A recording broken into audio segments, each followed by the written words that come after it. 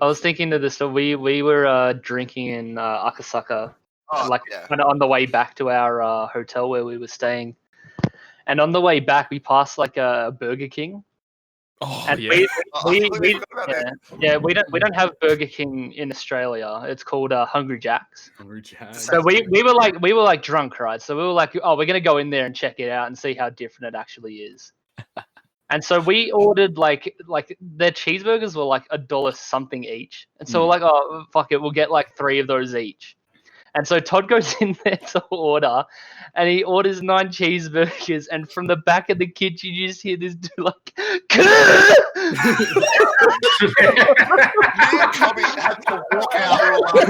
It was obvious that they never have that type of order at that Burger King.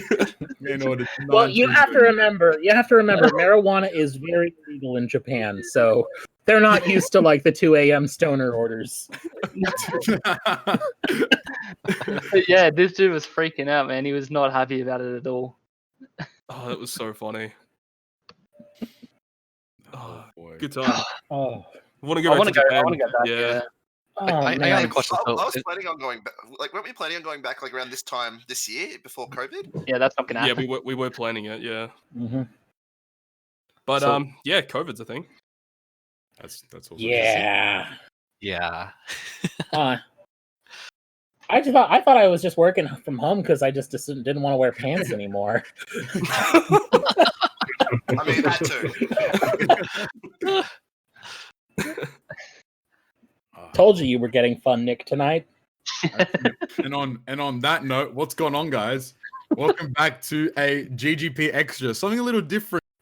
From what we usually do. So today we're actually fortunately we are blessed with the man himself, Chris Cow. Hey there. Very, very, very excited to be talking. See, I'm so out of it now because I've just been chilling for ages now. But no, we're very, very excited. Like we mentioned, like in our tweet, Chris was the former product marketing manager for Bandai Namco, which related to OPTC and Dragon Ball Legends, and he's now the current publishing operations lead at Riot Games. So a real treat for everyone here today that's listening to this GGP Extra. And as well, Nick just popped in. He said, "How you going, guys? Can I join in too?" Hell yeah! The rain on my thunder. I mean, something like that. No, Nick was in the Discord as well, and I offered the hand to come join, and he said, he's down to do it. So you get Nick again, and you also get Chris today for this GGP Extra. It wasn't to be an interview, but now it's more just gonna be like a shoot the shit kind of just having a chat about their career, like Chris's career, and then just going into a bunch of the fun stuff they've done with Bandai and with Treasure Cruise and all that good stuff. But also, I forgot to even mention my own cast members. About your buddies. Come on. I'm too busy with the high life, I got with me Cobb, Dill, Knight, and Todd. Unfortunately, the man really thinking he on top of the Discord chat right now. Come on, bro. No Joba today, unfortunately. Fairly sure he's asleep. So catch some Z, my man. Feels bad, man. But that's all right. We'll trudge on without him. No real episode planned today. Like we said, these extra episodes are meant to be kind of just like whatever we feel like in terms of like recording, interview styles, other gaming kinds of videos. But we'll see where the conversation goes. But I think, how's everyone's day going today, gentlemen? How are we feeling? How's the day going? How was work for the two that did work? Hey, Chris, how was your day? Yeah. So we're from the West Coast, so I just got off work, which is maybe surprising to some because it's like, oh gosh, like 10 p.m. over here. So I got to work roughly around like 9 p.m. So I guess no matter where I go, I'm always working with Asia. I'm sure Nick's kind of like in the same boat. We're always kind of up late, kind of like the I guess like one of it comes with the job. Yeah. So I'm glad to be here now. We had a couple of really fun conversations even before we hit the record button. So I'm really glad to be here. Actually, I remember listening to you guys, the first podcast when it came out, and it's just crazy, how many episodes in we are.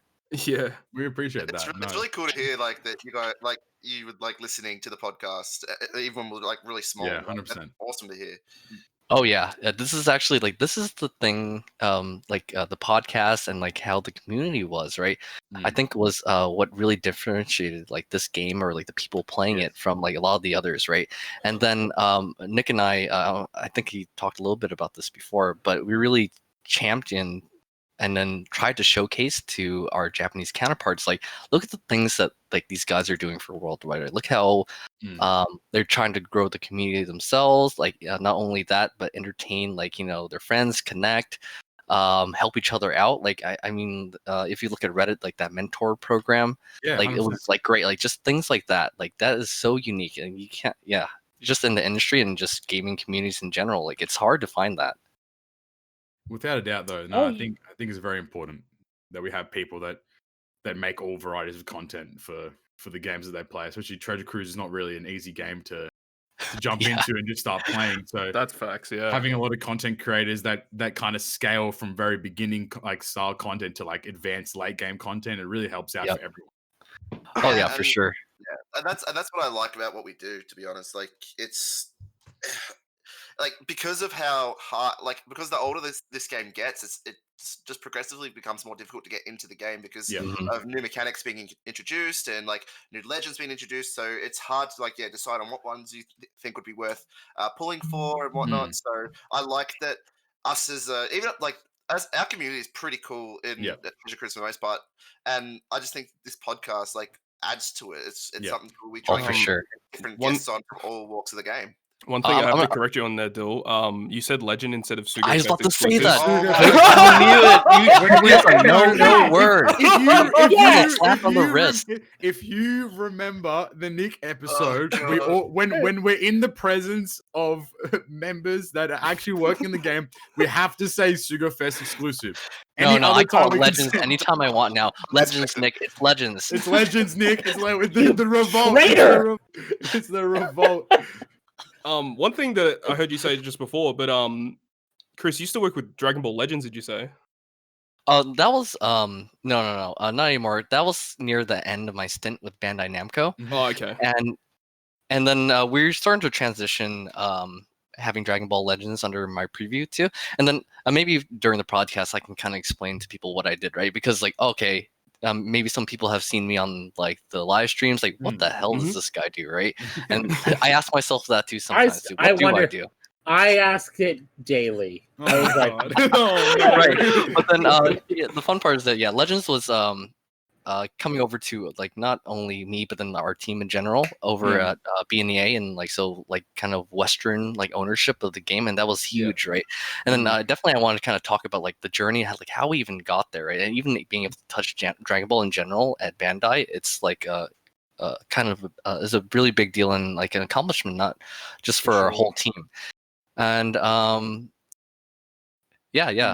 so I guess you get into that, like how did it all come into fruition? Working at Bandai. You mean like my career or like talk about your career? We'll start with what was your career like? How did you get into the position you are now? Yeah, like, your whole route and stuff.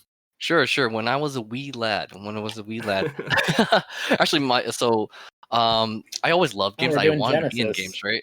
Yeah. Like most of us, I loved games, wanted to be in video games, but then I grew up thinking it's like, well, I think I'm going to be a doctor, right? And obviously I'm not a doctor now, but I went as far as like I have a bachelor's degree in microbiology and psychology, and I attended medical school for 1 year. I decided, man, this is not for me. And I quit. Right? I got out of there, right? Yeah. And then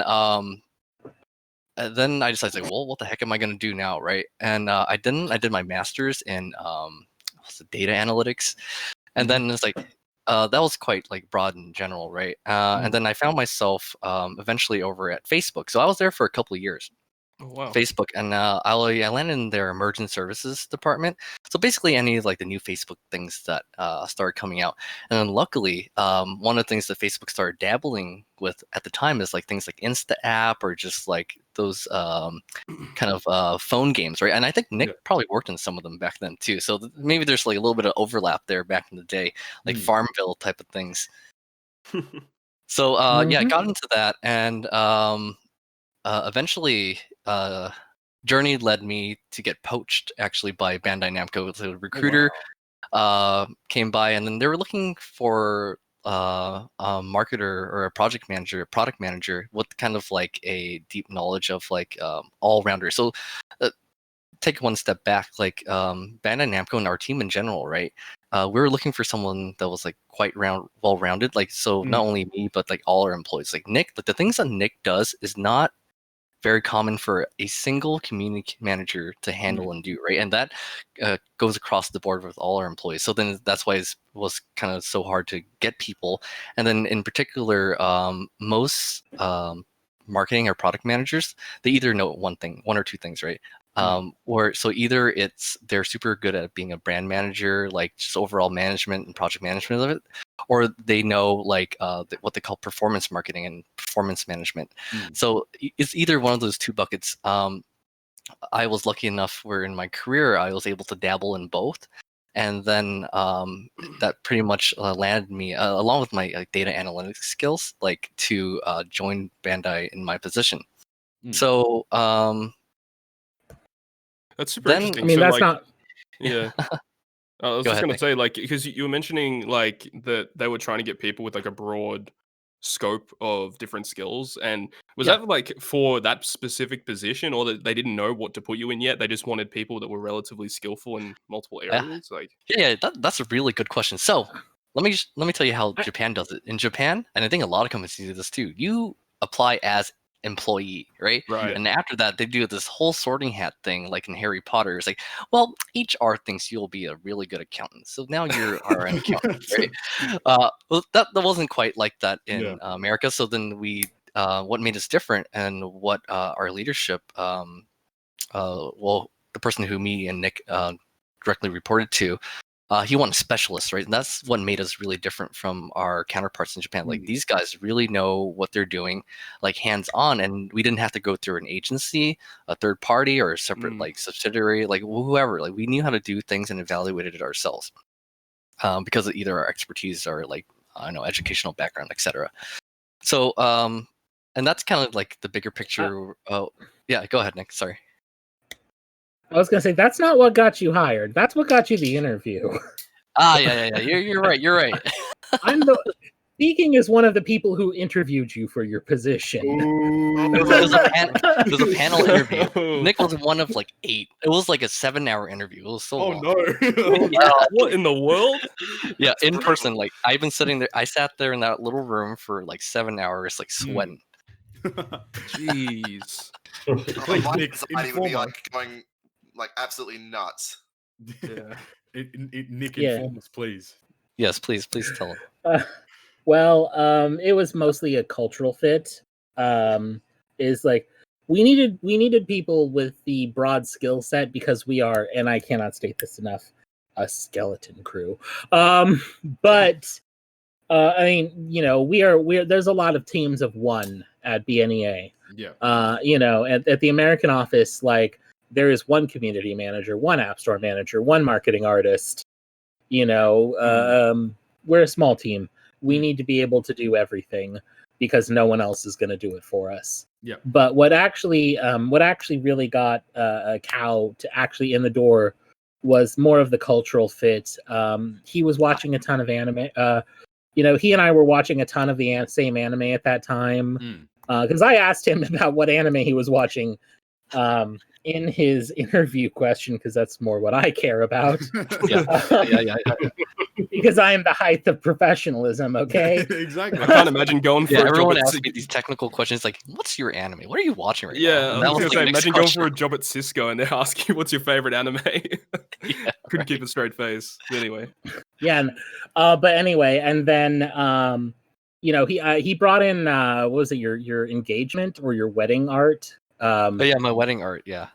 Yes, and it was like, okay, you're a dork. Yeah, you're it. You're it. Yeah, I'll make a generic example. Like, I had like little pixel arts where it's like me and my wife, and then it's like I choose you, where That's like sick, things like that. Like our little like logo for our wedding was like basically like it kind of looks like a Pokeball, but not really, and it has like little Zelda like Ocarina of Time like music notes, like kind of like running around awesome. it. That's So kinda just cool. so just like these like No, no, no. little things. Yeah. And the Yeah, Final no, I love Final Fantasy too. Basically, I made like my own like little pencil sketch. It kind of looks like Final Fantasy VIII. I'm not sure if anyone's seen that, like the cover of that, but then it's like me and my wife, and like I hold like a little ring on there. So yeah, just kind of like exemplifying. Like I'm a nerd, and like Nick said, I don't know why I didn't think about it. It's that cultural fit. Yeah, I love anime and the IPs and the product that we worked on. I think that's like one of the things.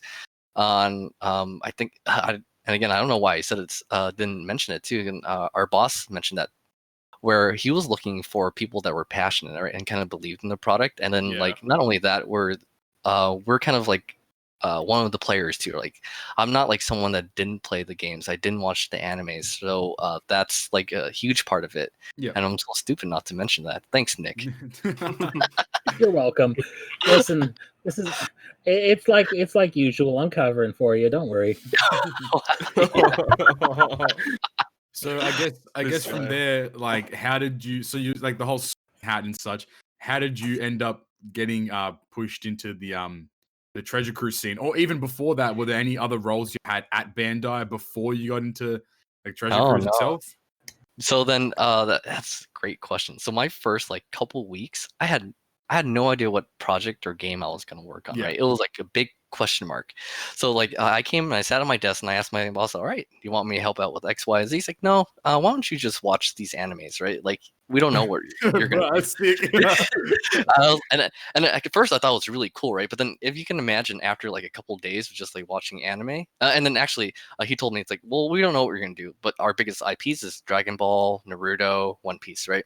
Yeah. And then for me, I've already watched all of Dragon Ball. I kept up to date, and like Naruto, and then it just happens that One Piece was the one anime that I did not watch. Right? I know, blasphemy.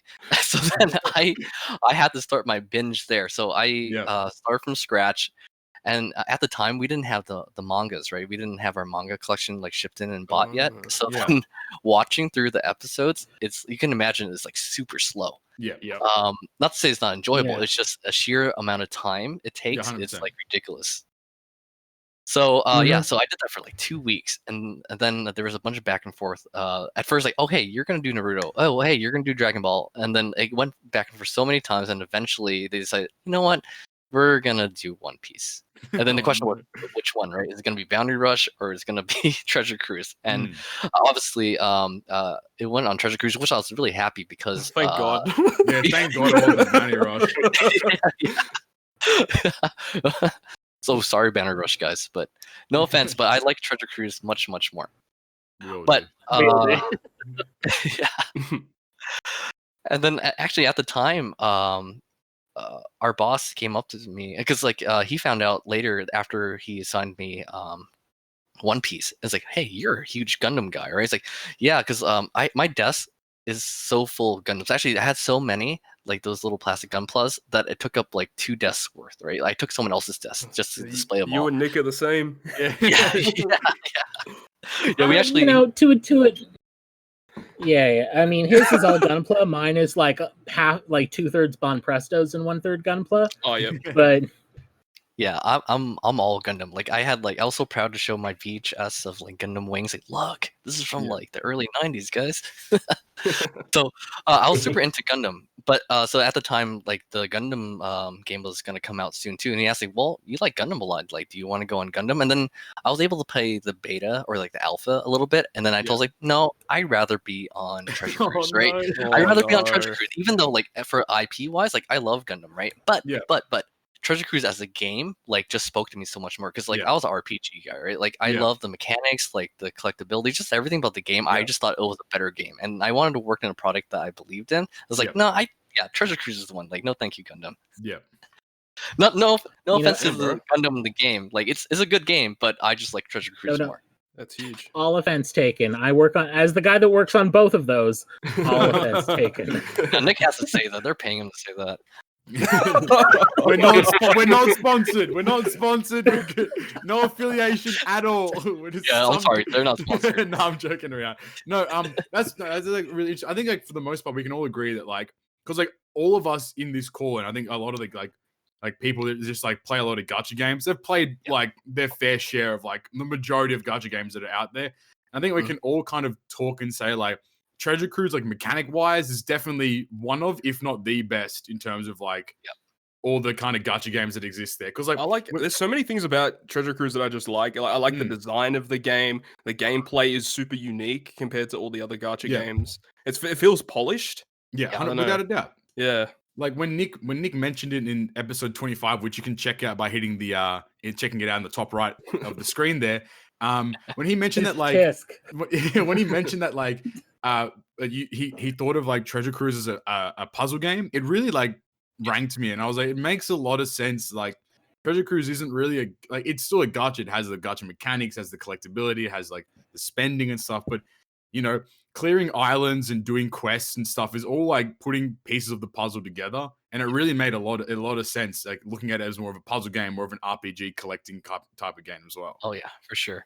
Like me and my background, what I love is I was a big Final Fantasy guy like growing up, so I like doing the super bosses. I like to grind for hours to like get my piece of gear or like whatever it is, right? And that's what kind of drew me to Treasure Cruise. Like there's always something to kind of like farm and do, and I love that, right? I love just like min-maxing things. Yeah. So compared to a lot of other games, like you said before, it's not as polished. And not just saying because I worked on the game, like I'm glad I worked on the game. I was like lucky. Yeah, 100%. And I think that's like what kept me coming back. Like I got so addicted. I know my wife needs to get so mad. It's like, put that damn phone down, right? It's like, maybe I just need a couple more turtles, or like, hey, the treasure map's gonna go away. I need to grind this like all night, etc. So, yeah, for sure. So, I guess then from there, so you did mention that Dragon Ball Legends was also something that you worked on. So how did your path go through working on Treasure Cruise to lead then towards Dragon Ball Legends? Gosh, that is a doozy of a story. Now, maybe some of this like Nick can stay quiet too, but I'm gonna go from. I'm gonna tell you.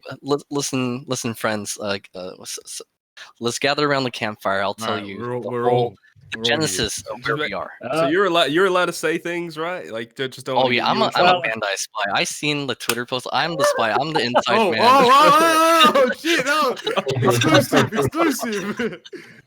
Get your pen and paper, guys. Like I'm gonna spill it all. Spill the tea. Oh no! Here we go. Nick is not affiliated whatsoever with any of these comments. Please. Right. And actually, I need to do a disclaimer too. So then, whatever I'm saying is not in an official capacity of Riot Games or my position at Riot 2. So this is just me shooting this shit with my friends. Yes. Okay. So I think one of the things that a lot of people don't know out there is that like us getting Treasure Cruise from Japan, because almost all our games, right, was run from Japan. Actually, 100% of it until maybe a couple months ago. I mean, like 2 years ago ish. So, with that being said, like Grand Crest. yeah. You know, Nick talked a little bit about that, where that was kind of like the thing that opened the doors, right? Then they decided, like, wait, they did pretty okay. They're pretty well for Grand Crest. Let's give them even more ownership for another game, right? So that was when Treasure Cruise was, you know, it has one of the biggest IPs, is doing pretty well, but also it was older too, right? So I mean, realistically, it was on the decline compared to what it was like maybe year 2, year 3, for example, right? But this is where we can show our snuff. Where it's like, okay, Japan was running the game, you know, essentially themselves, right? But were they really close to the players in Western markets? I'm sure they know the Japanese players in the Asian market like well, right? But you know, they weren't in the West. They weren't like, you know, English speakers or French speakers, etc. Yeah, correct. So the experiment, right? This was a test. It's like, okay, let's gather, like literally it was a handful of us, maybe like 6 of us, right? Like, this handful of guys. Let's see if they really know the market more than Japan. So basically, we were like tested, and actually at the time, we were being compared to some of our European counterparts too, right? So like they got kind of handed off like, hey, you guys manage like the French and European stuff, and then like for English speaking regions, let's say for Latin America, North America, Bandai Namco America does that, right? So actually Australia was kind of grouped in with Europe too. So then at the time, like we weren't touching that. And maybe I'll fast forward a little bit. By the end of my stint, before we got Dragon Ball Legends, I became the global product marketing manager for One Piece Treasure Cruise. So that means Europe and Australia, all that, Oceanic, was under like our preview, where a lot of what we were doing like worked. Yeah. So, cool. But at the time it was like super shaky. We were basically an experiment, right? They were like looking at the numbers and watching us under a microscope. They didn't trust us at all. It's like, these Americans are cowboys, right? They're crazy. And then to a little bit they're correct, right? Because we had Nick on the team. And then shots fired. Gentle reminder, I know where you live, Cal. So basically, I remember this one day, I never forget it too. My boss pulled me in a room. He's like, all right, we have the game, like, what do we do, right? And then and it was up to me to decide, okay, where we're gonna do the direction of the game outside of the dev stuff, right? Like we could gather the data, see what the community is saying, and then like give it to the dev, but that's kind of up to us, right? They didn't tell us what to do. They're just trying to test us. And then it took me, gosh, almost like a couple weeks. It was like almost right off the bat. It's like, hey, you're on Treasure Cruise. We need like a whole year plan within like a week and a half or 2 weeks, right? Fully flushed out, everything. So when I mean everything, like community plan, like ad, like, how much are we gonna like spend, like where, what we're gonna do for like events, if any, like, events wasn't even a thing, right? Like back then, like events for mobile games is like maybe unheard of. Like they actually but what I believed in is like the community, right? Like we weren't touching base enough, I think, just because Japan was so far away from the West to touch the community. So how do we do that? So then I made like kind of like this VIP concept. So part of it is like we want to make all players feel like they're like the most important person, right? Or most important player, because the region and like worldwide like matters, right? We're not just like a offshoot, a port of Japan, like a couple months later, and that was the dream. So how do we make that happen, right? How do we differentiate ourselves? And Nick talked about this in the last thing. Is part of my plan was to do the VIP lounge, right? And then like detailing, like not just doing the event, right? But what does that mean in the whole? Like the whole point of the event, like is not to make money, like not at all, right? And then when I brought that up, like can't even believe the heat when they saw my pants. Like, what the hell is this guy talking? He's crazy, right? Like, and I think Nick remembers a little bit of the struggles. Like, geez, like they were just like setting me on fire. Right? He's like, "What do you mean a VIP plan? Like, what are you gonna do there? What does the community feedback like? How's this all play in the big picture, right?" So, but essentially, like my vision was like we meet with the players and we really make the game for the people out there, right? Like it's not. So it's basically, if you can look at it, it's like kind of like a market in strategy rather than market out. So what that means is like, hey, we're not just like, hey, I know better than everyone else out there. I'm just gonna push it out, whether they like it or not. We'll see, right? But it's more like, let's see what people actually like, what their hardships are, and play like them, and see where that goes. So, and part of it actually is for us to know the IP, so One Piece, and play the game a lot. Like me and Nick play the shit out of the game, right? We knew the game more than anyone else in the team. Even if some people were in the team longer than us, like we from Japan, like we knew the game better than anyone else, right? We played it so much, and part of it too. And a little shout out to Toadskii. Like I was looking up, like, well, what do I build? Because starting out in the game is hard, man. It was so freaking hard. It is. And I did a little bit of Bandai spying, and I went on Reddit too, and I read a lot of things, and I even joined the mentor program, and someone was mentoring me. Now, gosh, now I forgot his name. So yeah, there was a Bandai spy in there at once upon a time. So someone taught me how to play. I was like, I was very careful. Let's not let anyone find out that I had to be taught how to play the game by someone else. It was like no, but like it is hard. Like if you don't have someone holding your hand through the beginning of it, it's very challenging to just jump into the game and just start playing. Like, a lot of us can attribute a lot of it to like other content creators and watching videos and reading Reddit guides and stuff. Like without any of that stuff, like it'd been way too hard to get into a lot of the content in this game. It's like, for sure, because how he said it's like a puzzle game. It's like, imagine like getting an IKEA furniture set and you don't get instructions. They give you like the wrong screws and you're like, how do I use it can be difficult. Yeah, totally agree.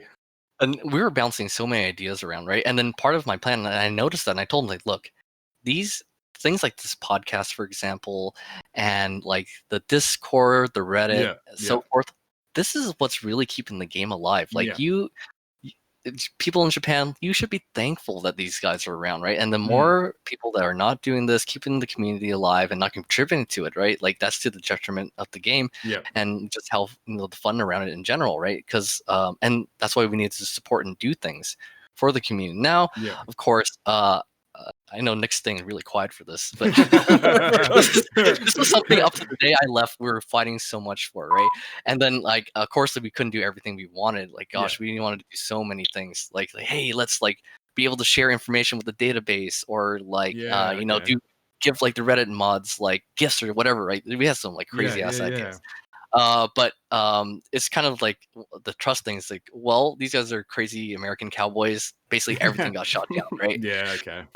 But the proving point, the turning point of all this was that VIP lounge, right? Like the idea is like I wanted everyone to come there and have a really nice, polished experience. It's not a panel interview, right? Everyone kept thinking this you be behind a desk like a microphone, like none of that. Like we're gonna be on couches next to everyone else and talking to one-on-one like we're equals, right? Because we are, right? We're all part of like this One Piece community. So, and then and it's not about making money. It's not like, don't ask me guys like, hey, the guys that come, did they spend more? Like that's not what matters, right? We're here to talk to people to figure out how to make our game better for them, right? So, and that's how like we sold it. And then I'm sorry, I had to give everyone a survey. That's like the only way I was able to convince like Japan to do this. Where that was kind of like the market research, right? So thank you everyone who did that long ass survey that went along. And we met a lot of great people. And Nick mentioned Rose before he came for like, and a lot of other community members. They went to all 9 sessions, right? And this was a huge undertaking. And that was when things started to change, where we fought so much for this. Up until this point, Bandai Namco employees were not allowed to talk to people one-on-one, right, face to face. Like that was actually against company policy completely. It had to be a third party. It had to be a third party, like a vendor that we hired for an event, right? So, so not. If we're not behind the mic, we're not allowed to talk to anyone, and that changed. We were able to convince people like we had to do this, right? And another important part, we had to bring Satoshi and Katori, the producers, out here. Well, yeah, that's something I was going to say because you said how much the Japan side just really did not like your idea, but then like you had Satoshi-san come out to the event as well. So I'd be interested to see what his opinions on the event were. Yeah, it was huge, and at first, like he hated it, right? He didn't understand. Like, what the hell is this guy trying to do? Of course. And especially even the day right before the event started, his boss Satoshi, the guy's in charge of like multiple game development. I even forgot his name now. He came in, he started screaming in Japanese, right? We were like, what the hell is this guy saying? He wanted to shut down the whole thing. He's like, I don't get this. Like, you bring my 2 producers here, they could be working, blah blah blah. I don't even know what he said, but basically he was yelling at our boss, right? And us in Japanese. We didn't understand what was going on. But they were able to settle him down somewhere. And not only Satoshi was ready, he actually never left Japan before and went to America. That was his first time being in the States. So that's kind of hard. It kind of gives some perspective. Like, he's a really smart guy. Don't get me wrong. 100%. I mean, extremely. He knows like the Japanese market. Huh? Go ahead. I mean, he didn't stop him from getting swindled, but Yeah. That I really wanted to tell that story. Oh, Satoshi got robbed like a blind mouse. Oh no! Oh no! That came out of left field. Yeah. That's the next part of the story. Okay, so then, so it's a really good thing. Like, where part of it's like I wanted Satoshi to come over and understand like how Western players thought, felt, and meet them, right, and how much they love the game. Like they love One Piece in the game just as much as a Japanese player.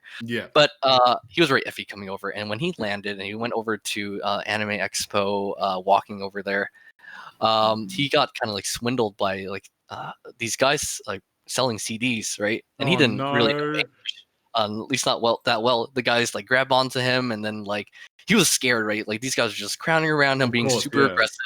And then like his English comprehension was shaky, so he's like, "Gosh, shit! These guys are grabbing on me. Am I getting robbed?" So basically, he gave him a couple $100, like everything in his wallet. Basically, he's just taking. It was It was basically the con those guys were running. They tried to go after Cal and I later on during the event, and we were like, and like I got in the guy's face. Yeah. Like he tried grabbing Cow's arm, and I like got in his face. Get him. But basically, I stepped in physically to protect my buddy, 100%. but like this was basically, these guys were basically just mugging people with extra steps. Oh, geez. You know. Yeah, so that didn't set us up right. And that was like near the event, was it? It was right outside. Yeah, no, it was right outside. We were oh my. No, we were at the hotel that is like right next to the convention center. Yeah, that's right. And these guys were hanging out outside of the hotel, basically, accosting everybody that walked by. Yeah, and like the that was attached to it, or the Marriott. I forgot which one, but yeah, it was a Marriott. Yeah. Oh wow! But no, that was a wild weekend. Yeah, for sure, it would have been.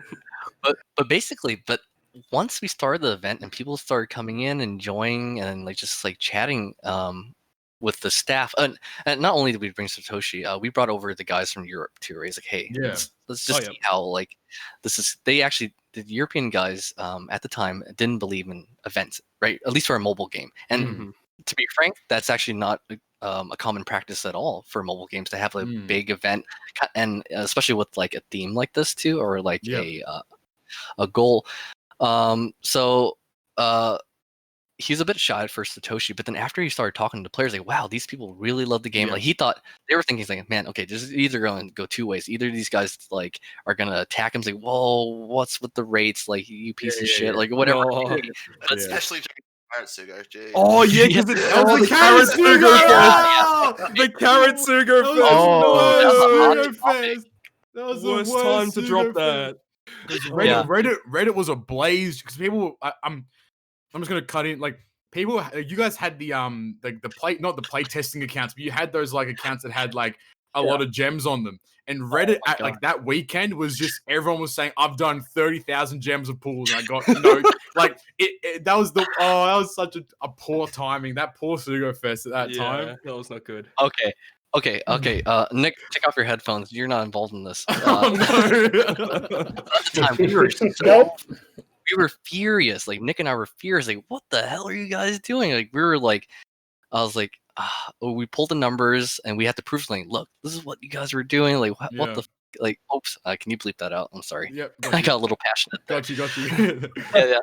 But we were so mad. And then to be frank and to be honest, like this actually got Satoshi really mad too. And let me tell you why. He's supposed to, as a producer, he's supposed to know everything that's going on. But the devs, they slid that in past him. Right? No. He didn't know that happened, right? So then when they didn't believe it at first, like, hey, everyone's saying the Suko Fest is, the rates are broken, right? Yeah. So Toshi's like, no, it's the same. It should be, right? Because I didn't, like, as a producer, he didn't approve that, right? And then Nick and I spent a lot of like hours just pulling the numbers and looking at what people said. We put these huge reports, right? Look how many people did it, and then these are the numbers, and then we reported this to Satoshi. Then he realized, like, well, these I almost said a bad word. That's all right. I got you. Don't. These damn devs, like, they snuck the shit in behind my back, and he just went off on them. So then, and this is a story no one knows, right? And I want people to know. And Satoshi was not the reason. He wasn't trying to money grab, and this was like something these guys did behind his back. They saw like, hey, this maybe could be. I don't know what was in their mind. I can't speak for them. Maybe it was a quick crash grab. Maybe it was an accident. Whatever it may be, like they didn't put it past the producer and the rest of the team, and it caused pain to the player.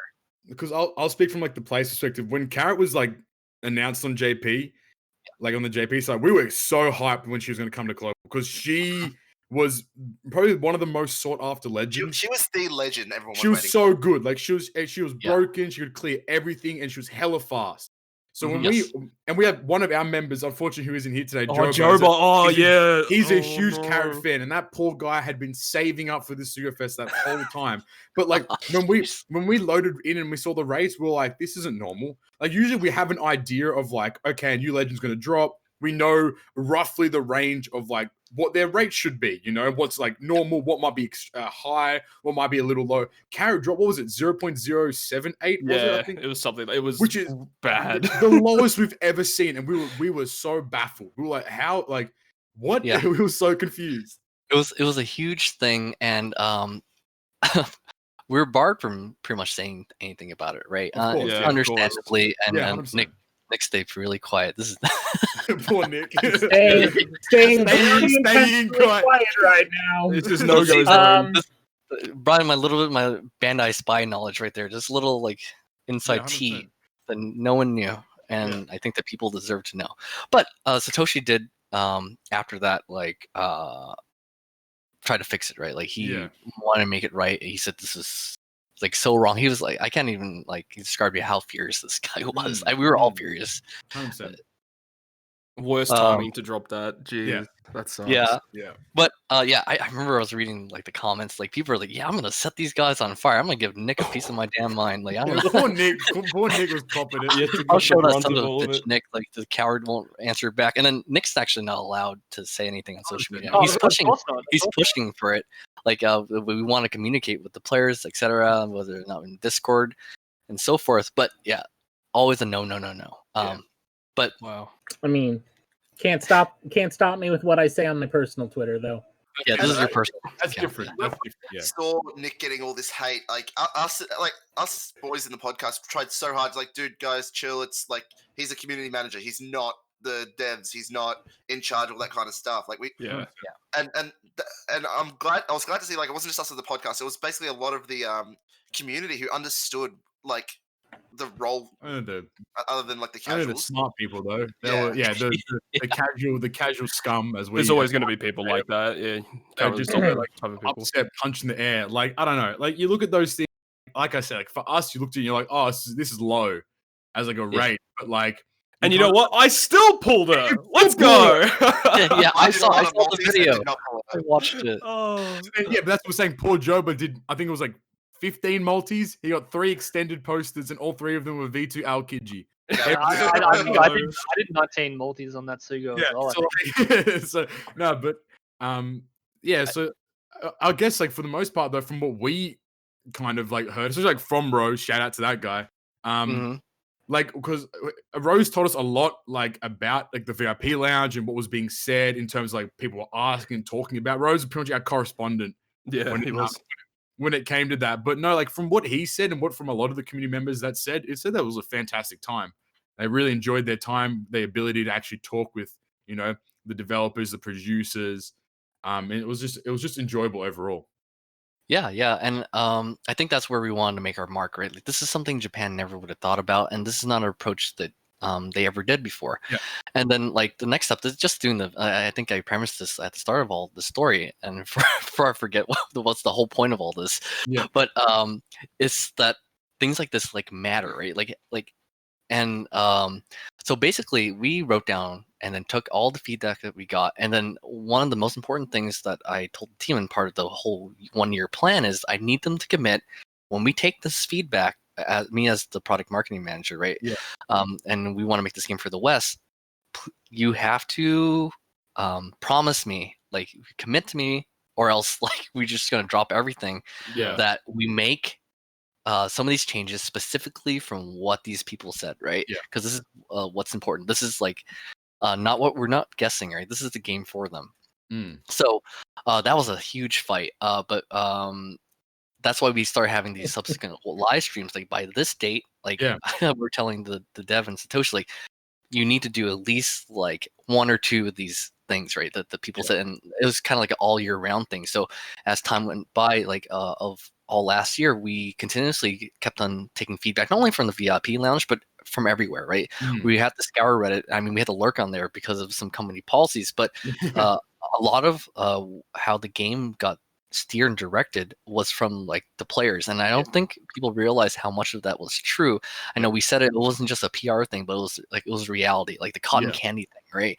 Like things like that would not have happened if like people didn't come and show the support, and then kind of opened Satoshi's eyes and the dev team's eyes for like the worldwide approach. So that's cool. And then before this whole event, like and actually this whole thing, like Nick and I, everything we did, and then just everyone in the U.S., we risked our neck and our jobs like for every every week, right? Like we're pushing for these things, and the reality is, if any of these things failed in work, Japan didn't like it. Like we would have been let go, right? Like as a whole project, this department. My boss really scared us. I remember he pulled us in the room. It's like, the reality, guys, One Piece Treasure Cruise, a lot is riding in this game and what you guys are doing, right? And then based on like whether or not we'll be around next year, like 60 to 70% of it relies on this VIP lounge event. I asked for a lot of money, right? Like more money than normally should have been spent. But I believed. I risked my career and then my job because I believed in like doing what the people like, what's best for the players and what the people want, like, is the way to go, right? And I really believe in that, and I bet my whole job and my career on this premise. You bet the whole team stops, okay? Yeah, it wasn't just yours, buddy. Yeah, you're right. You're right. So Nick went along for the ride, but the good thing is, like, Nick and I agreed on a lot of these approaches, right? We're on the same page. We always went in together. We never threw each other on the bus. It's always a we thing, right? Yeah, that's good. So, long story short, it was a success. And then not only that, we got from like a player-facing perspective, because we were there and we were actually listening. We're people, right? We're not just a company behind a phone screen. That's number one. Yeah, that's one of the biggest things that we, especially like, having these opportunities to talk with Nick and talk with you now, and in those instances, it's like it's cool to start putting a face behind the Twitter and or like all those elements of the actual company and the game itself. Like it's really cool now that we're able to actually communicate in such in a lot more efficient manner, as opposed to just praying and hoping that things get seen or acted. Yeah, I'm not gonna lie. I never thought in like when we first started this podcast, like it was just a bit of fun that we did a one-off thing, and then us guys decided to follow through and do more of, because we just really enjoyed it. I never would have thought that we would have got the chance to speak with you guys about your thoughts and about your career and all that kind of stuff. It's a really cool thing that not many people like get to do, and I feel. What's the word? I feel really blessed. Blessed, thank you. Yeah, that we get the chance to do it.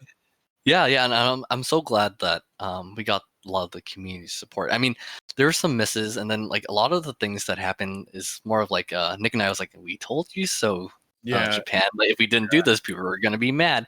So but part of it is like we did a lot of live streams, right? And there's all under the mentality that, hey, we're the faces, right? Like Satoshi, if he makes the things like these changes for the players, like, please come out yourself, because fly out here and say it yourself, right? Just because he cares enough, and like the Western players matter.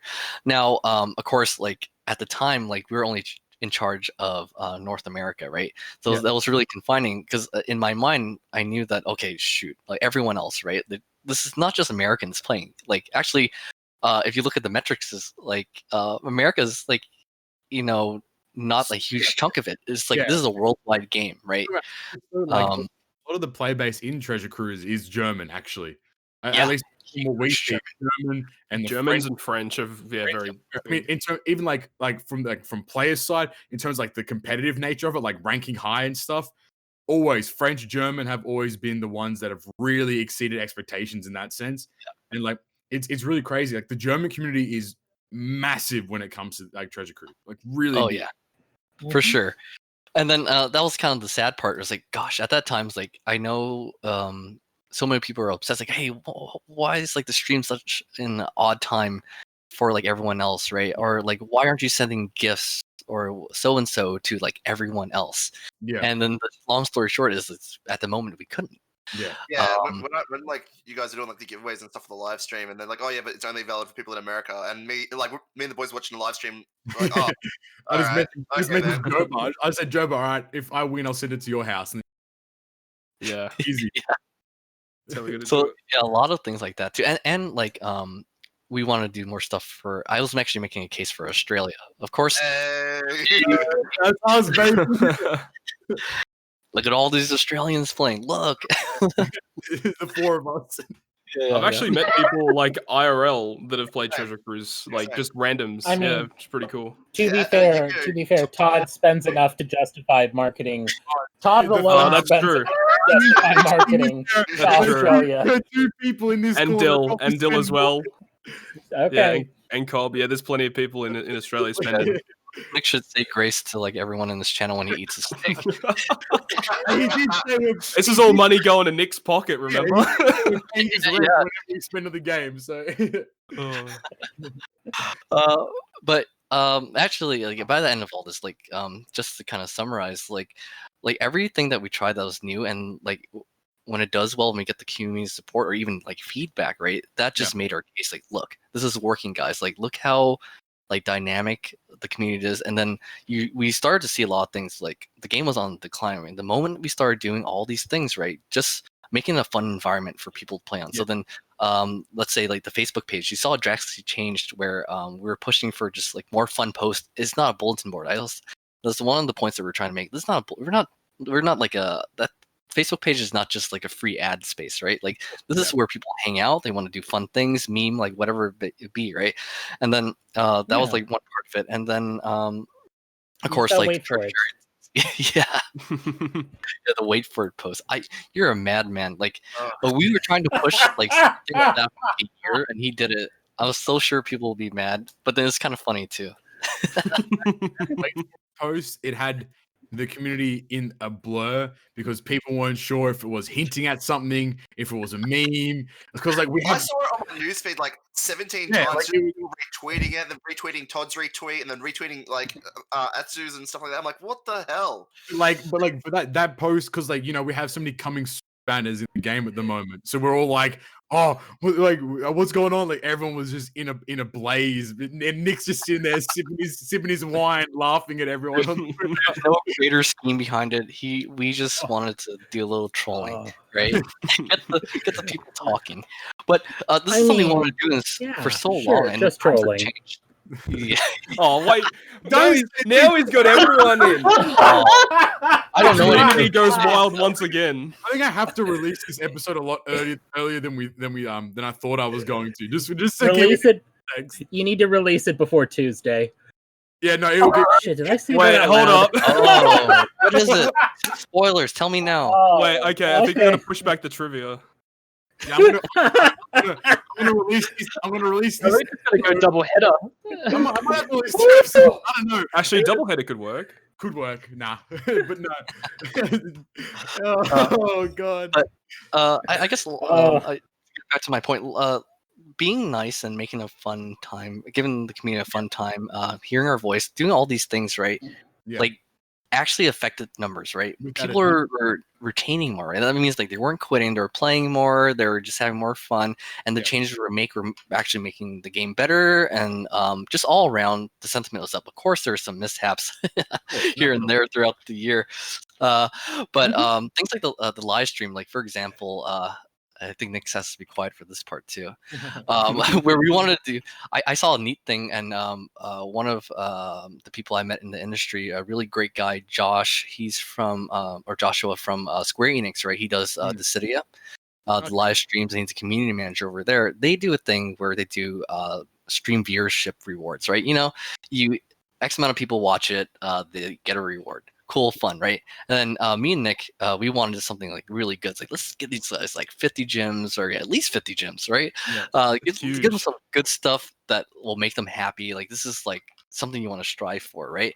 And then we got shot back a couple times. Like, well, we'll give them 1 gem. It's like, wow, 1 gem's a lot different from 50 gems, guys. Yeah. And then, gosh, it was such a back and forth for almost like a month, right? I was so furious. Actually, I got so mad where to Satoshi and the team over there is like, man, like screw this. Like, if you're not gonna do this, like, I know it's gonna like flop. People are gonna be mad. We're canceling the whole live stream, right? If you're not gonna have this vision and then have this like player mentality, right? It's not worth it, right? You're not seeing the point of all this. Exactly.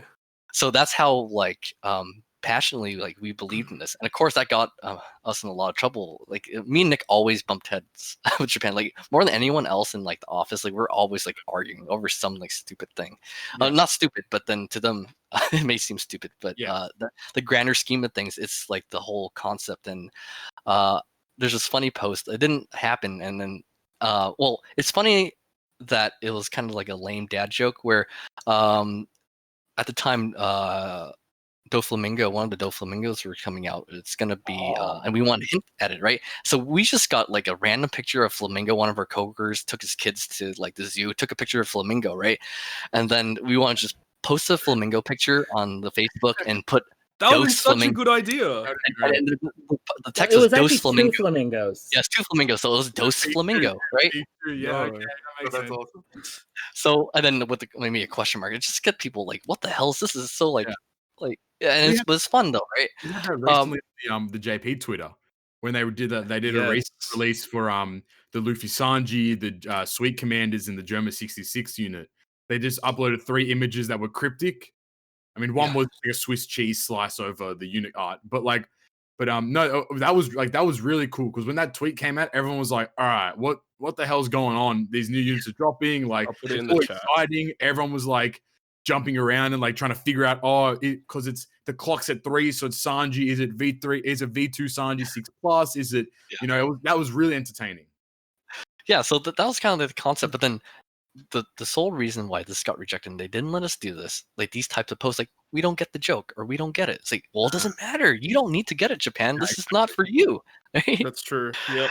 And that's the point. That's why I got mad, right? Like if this was something we're breaking the rules, that's fine, right? Like, and I wanted them to tell me, it's like, why exactly can we not post this? The principle of it, right? Can't even actually explain the joke. And they didn't understand, like, why the hell is this guy getting so pissed? And I was arguing with them for like more than an hour and a half. Like everyone else went home. Was like, hey Nick, you can go home. I'm gonna like still here. I'm gonna give I want these flamingos, goddammit. It was like, why do you care about the flamingos? Like, it's like, that's not the point. It's for the players. Like, you don't even need to think it's funny, right?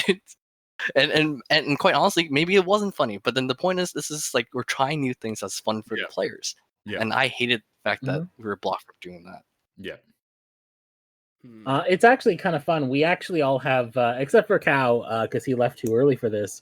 But we actually the rest of the team, like the whole mobile marketing team for America, as well as a couple of folks in Japan, all have T-shirts with that picture of the flamingo on it now. Yeah, it became a meme. So I made it a kind of like a group or corporate meme where it actually was symbolizing like cultural misunderstanding, right? Yeah. And then it became a meme, and I kept on gifting like our coworkers, like Owie, like I'll send her like little stuff like pink flamingos, or I was like, hey, remember the like passively aggressive, like look. That's good. That's really good. So I guess then how did you transition? How did you transition to Dragon Ball Legends then from Treasure Cruise? Or how did you wrap up Treasure Cruise, and then transition obviously into Dragon Ball? So oh no, he did both. Yeah. So I was that was a big thing where I think I would have handled both simultaneously. It's just the same way I did Treasure Cruise for Dragon Ball. So before I left for Dragon Ball, I already made their 1-year plan, their stratery, right? To the T. Like month by month, like what exactly we're gonna do, how we're gonna do it, etc. What's the mentality, like, etc. Right? Like, So that was already all in place before I left. Maybe like 2 months before I left. So I already started working on some campaigns, like some celebrity stuff. I don't even know what's happening now with COVID, right? Like, but that's what I wanted to do. I actually wanted to do like some celebrity stuff, just things that are different. But that was a huge thing where that meant like whatever we were doing like worked, and then they started realizing, hey, these those Cowboys, like maybe as crazy as they are, like something's working over there, right? And Dragon Ball is huge, right? Dragon Ball Legends is like I mean the Dragon Ball IP itself, like people love Dragon Ball just as much as they do One Piece. Slap it on anything and it'll make money. Yeah, right. Pretty much. Right. Yeah. And it was like one of the newer titles, and so it was a huge win, and it was so much work. I was so stressed. Like, I used to stay in the office like to like 1 a.m., like 2 a.m. sometimes because of like how much like work it was to handle like managing those 2 games. Yeah. And at that point, I transitioned to the global product marketing manager too. Like, so I wasn't just in charge of North America at that point. It was like Europe, and then trying to replicate what and the same care and attention to Europe and like Oceanic, so which is like Australia too, like the same thing. So I think I don't know, did we ever do this, Nick, where after our live stream or one of our giveaways, we had a European giveaway, I think that was part of the plan. COVID happened. I'm not even sure. We actually got the whole plan. We were supposed to do it shortly after the live stream we don't talk about. Oh jeez, yeah. And then COVID happened. So there are, I want to say, like 15 to 20 Wano law figures sitting on Cow's old desk at the office. Bro, stacked. Bro, send him our way. Send him out. Send him over. Dude, Lauren's just my man's. Yeah, and then we worked a lot like with the partners. Like, hey, it was like a cumbersome thing because each country had a different distribution law and distributor rights. Yeah. But then, either way, it's like we want to give like the fans and the players, right? Like all around the world, like treat everyone equally, right? We're not America only or Japan only, right? We're worldwide. But the thing with live streams too, it was so hard to because I was the acting producer and managing like everything that has to happen for the live streams.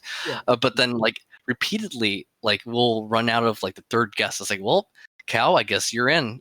So like from the start, like usually I would have just been on the side making sure like everything on the back was working well, right? But then just by it's your fault for having a good on-air personality. Oh gosh, we're so awkward. Oh, I was so awkward on like the first live streams. Yeah, the first live stream was a little shaky, but like from there on, you guys were pretty good. Yeah, great. I mean, So That'd be good. No, we don't talk about. Yeah, we don't talk about that other one. So It's fine. yeah, the third one. I was gonna say. Oh, should you say it? You gotta think. Yeah, you gotta think. No. Look, I'm gonna stay quiet. You have fun, Cow. Tell me. That's the right way to do it, I think. He's your shield. Here's another like example of like we had this plan. We want to do these fun things, and they will not let us do it. And for example, like we wanted to showcase like all like the anniversary things, right? Yeah. And then actually we want to do more with the anniversary, like like add more to the game. Not everything that we wanted to happen. Actually, most of the things we wanted didn't happen. But at least, why are we having a live stream if we can't give these guys the damn information? Like, what the hell's the point? We weren't even allowed to give you guys the date, and we were so furious. And we didn't even find that out until like, I don't know, like a day or two before the live stream. It was too late. Like we had like all the equipment set up. We announced it to everyone, and it's like, what do you mean we can't even tell the date? Like, what the hell's the damn point? And we were so freaking pissed. It was such a misalignment of like what we wanted to do. And I finally got approved. We finally got it approved that Nick can respond back to people live chat, right? It's like cool. That's that's like kind of the standard in like Western live streams, right? Like this is what people expect, and this shows them that we're listening and we're caring, right? But we were so barred that the no-fly zone on the shit that Nick couldn't say was huge. It was like pages of stuff. And then what ended up happening is he got roasted out there, right? Because they let him out to dry. And then a lot of these things they didn't tell us until super last minute. And poor guy, I was behind the camera, and I was thinking to myself, I'm so glad I'm not on camera this time. I was actually on there for maybe a split second to give everyone the prize, but poor. I was thinking to myself, they're gonna roast this. Got you. Don't worry, you're good. This guy alive. He's gonna be a marshmallow. He's gonna be toast. You don't forget about the chat. You're forgetting another important part about the chat and responding. Oh yeah. Oh, okay. Okay. Yeah. See now that ties up everything together with the live stream, like, and how it went. That makes plenty of sense now. So, okay, a bit of Bandai spying again. Let me give you guys the inside scoop and nitty gritty. Nick is, us in general, we're Cowboys, right? Like, if we always sneak these things in, like the live streams, where technically we didn't get approval for them, we get a slap on the wrist, right? But one of them is like, if Nick was able to see the chat, like 100%, this guy will answer them, right? No matter like what was on the damn paper. Of course, yeah. So they didn't set it up where he could see the chat, and then so it's not that he was ignoring people, like he wasn't even physically able to see it. And not only that, the questions that were sent to him were so filtered out that they became useless. Yeah. Yeah, because I remember the chat was going off, and they're like, why are they only answering these? And there were some good questions in the chat too. There were some good, safe questions, but like it seemed like the questions that were getting answered were just like very like what's like the questions like were pointless. Like, okay, yeah, cool. Like, or they're just like really silly questions. Yeah, we had to have a mod from console team. His name is Sam. He was helping us do that, but then like poor guy, he had to have this list that Japan sends. Like, hey, of course, you can only send Nick things that aren't on this huge damn like list, right? And then Nick was so mad that they stopped sending at 4 questions because everything else was in the no-fly zone, which is god awful. Yeah. So I will say this one thing. This one thing I will speak up on. It was super unfortunate that I said something that like, that's it, no more questions or something along that lines on the stream, and everybody on the stream took that as me like mocking them or something. Yeah. That was actually me impromptu yelling at the other person to feed me more questions. I'm like, you person behind the screens, you're not done. Give me more questions. Yeah, I got you. And that was what that was. And everybody took it as me making fun of them or something. And I would never do that to the players. No, never. You know, and it was just really unfortunate that that's how it went down. Yeah, you because you take the heat for this. Yeah. You're the face, like we said. You're like, and the unfortunate reality is that you're the face. Everyone knows. So like, if there's an issue or problem that people have for some reason, they think, oh, let me just go to Nick's personal account real quick and tweet at him because that's going to do anything whatsoever at all. I mean, but it's gonna make my night awkward. Maybe to kind of like round off like the point I was trying to make me almost an hour ago, but at the end of the day, before I forget, I wanted to speak to something like before my train of thought goes off the rails. That our player approach mentality like worked, right? Of course, this is not everything. Like that was just like the tip of the iceberg, like, and that's the reality of it, right? Where we could take things, like all the fun things that we can do and things that we can do for the community. But I'm not at Bandai Namco anymore, and then Nick's by himself, right? Of course he has the other team members, but then like our unique partnership's not there, where we're not always arguing with people. But like things when Nick tries to do new stuff, I would urge like everyone to please support it, like it, comment on, etc., because it shows that Japan's like, wow, whatever Nick is doing, it's better than the alternative that Japan is doing, right? That just shows like it opens the door for change, and we made so much progress, and especially with Yoshi. We didn't talk about Yoshi, but he's like by far one of the best producers I've ever worked with. This guy's on a different level. He came from Dokkan, and he's a genius.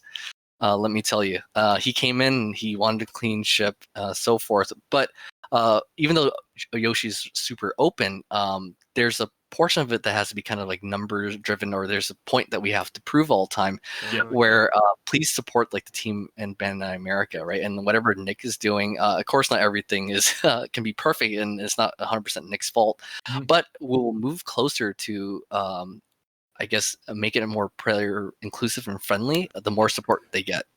I can speak immediately. Like Yoshi-san's injection was people are aware, like that something had changed. You know, there's a player on like who's up to date with the news with all that stuff who dislikes Yoshi because since he's come on, he has done amazing things, and he's only been on for that we know of. Like he's only been announced to us for like a couple of months.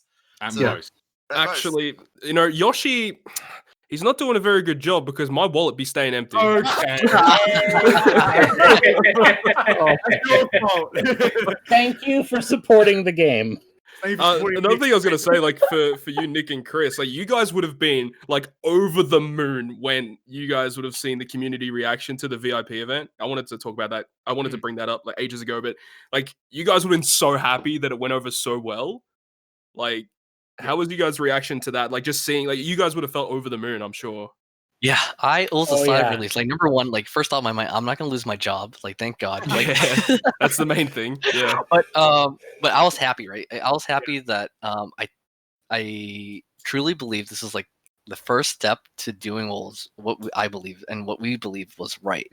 And then I'll make the game a better place for the players. And I think it did. It really did. Like there were so many changes and things that happened like after that, right? And then not only from the feedback, like Satoshi's and like the Japan's approach like changed. Like there was a clear change in approach and mentality after that.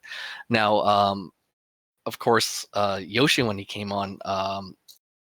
Basically, I gave him like my wish list. Like I don't know how close they will stick to my my product and marketing plan. Since I'm gone, I think it probably would be scrapped. I would assume whoever took over my place after. But Yoshi, I gave him my wish list, and he basically is like, it makes sense to me why doing fun things for the players would make them stick around, and then we don't like. Not to say that the plan was to squeeze money out of players, but then like that's kind of the easier answer, right? Those type of things that you calculate on a pen and paper, pen and paper, right? Like you spend this much money, you do this, you get X amount of money, right? That's easy to calculate, right? Yeah. But what that forgets to factor in is the players, and then these unmeasurables that we were doing had measurable effects after. It's like, like you just, and then that's kind of the faith that we had. Like if we do right by the players, like good things will happen. And then Yoshi actually believed in that. And then one of the things that really got me off the bat, like the moment I talked to him and he agreed to go on the project, because part of the process is we had to woo the producers that came over, right? Like a bunch of producers came over like late, like the other year. And then we took them around. I gave them a tour of, basically the Silicon Valley and American experience. It's like, hey, these guys know what they're doing. They're pretty fun. So he agreed. And then he's like, yeah, you know what? That makes complete sense. Let's do it. And then he went off the bat and he's like, I'm going to make X, Y, Z changes. I'm going to balance out how players feel and what worldwide we'll get. I mean, of course, there's part of the plans that's already set in stone, right? And then there's is honestly a very tricky thing to make changes, because the balance of not only the economy and then like how I guess the power creep and all that, like there's like so much to consider. Like it's an immense job, but he's making so many changes, and it's only been a couple months, and knowing this guy, he wanted even bigger things. So I know Nick probably can't talk about it, and I'm sure it's coming down the road, but I'm assuming like just with the dev cycles and everything, the biggest things you would see are in the coming months, right? Because Yoshi will probably be working off what was already either planned or it takes time to actually have the engineers develop what he wants, right? So in reality, like the biggest impacts he can have will be maybe probably in the next coming months. If I were to, that's good to hear. It's super ambitious. It sounds like. I was just curious. Like I'm not sure like how much you can speak on it.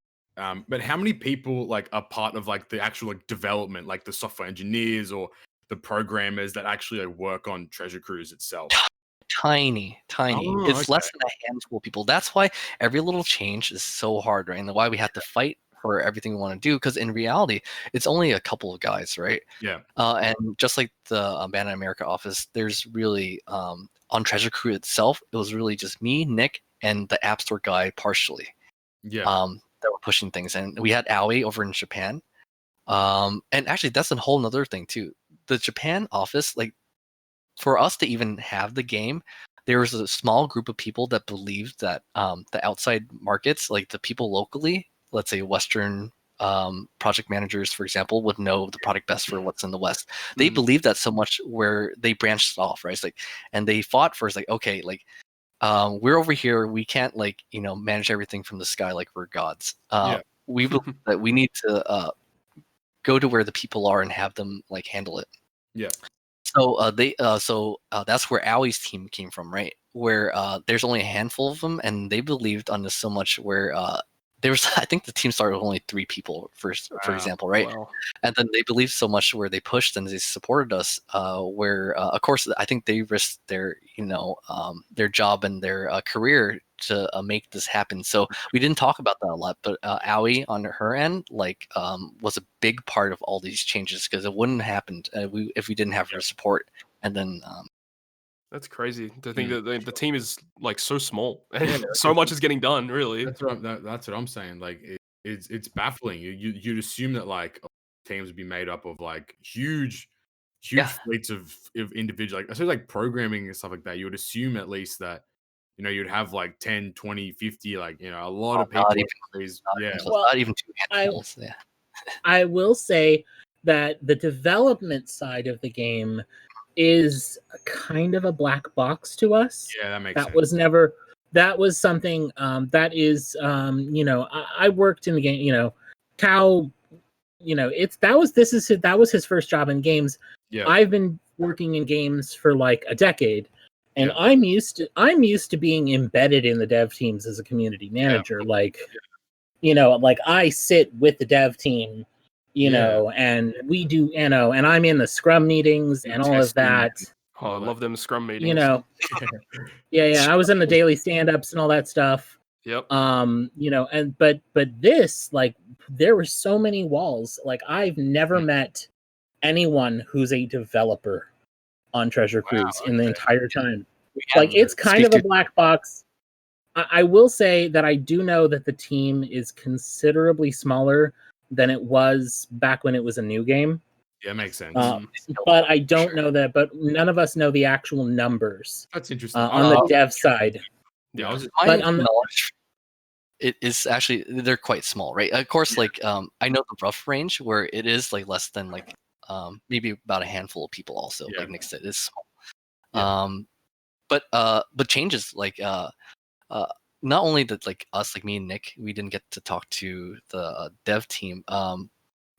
People in Japan side, like Aoi, right, as a title manager, she didn't get to talk to them either until recently. So we proved so much change that like they actually let her in part of the meeting, so then she can fight for our causes, right?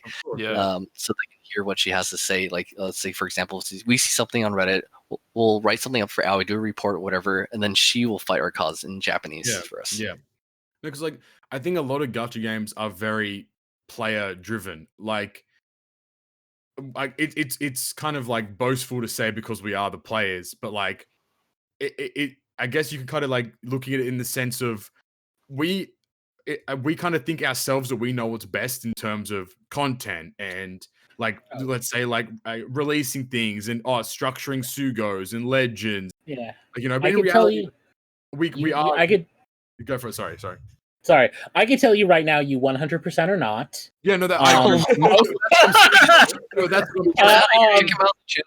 almost every armchair dev speaks stupid at me. I'm not gonna lie, because and that's not necessarily because you're not actually dumb. It's just you don't have the back end. So that's and without without that, you'll never really be able to understand like the actual stuff. So I don't like, let me just say that right now, like I don't want anyone to think I'm impugning your intelligence or anything.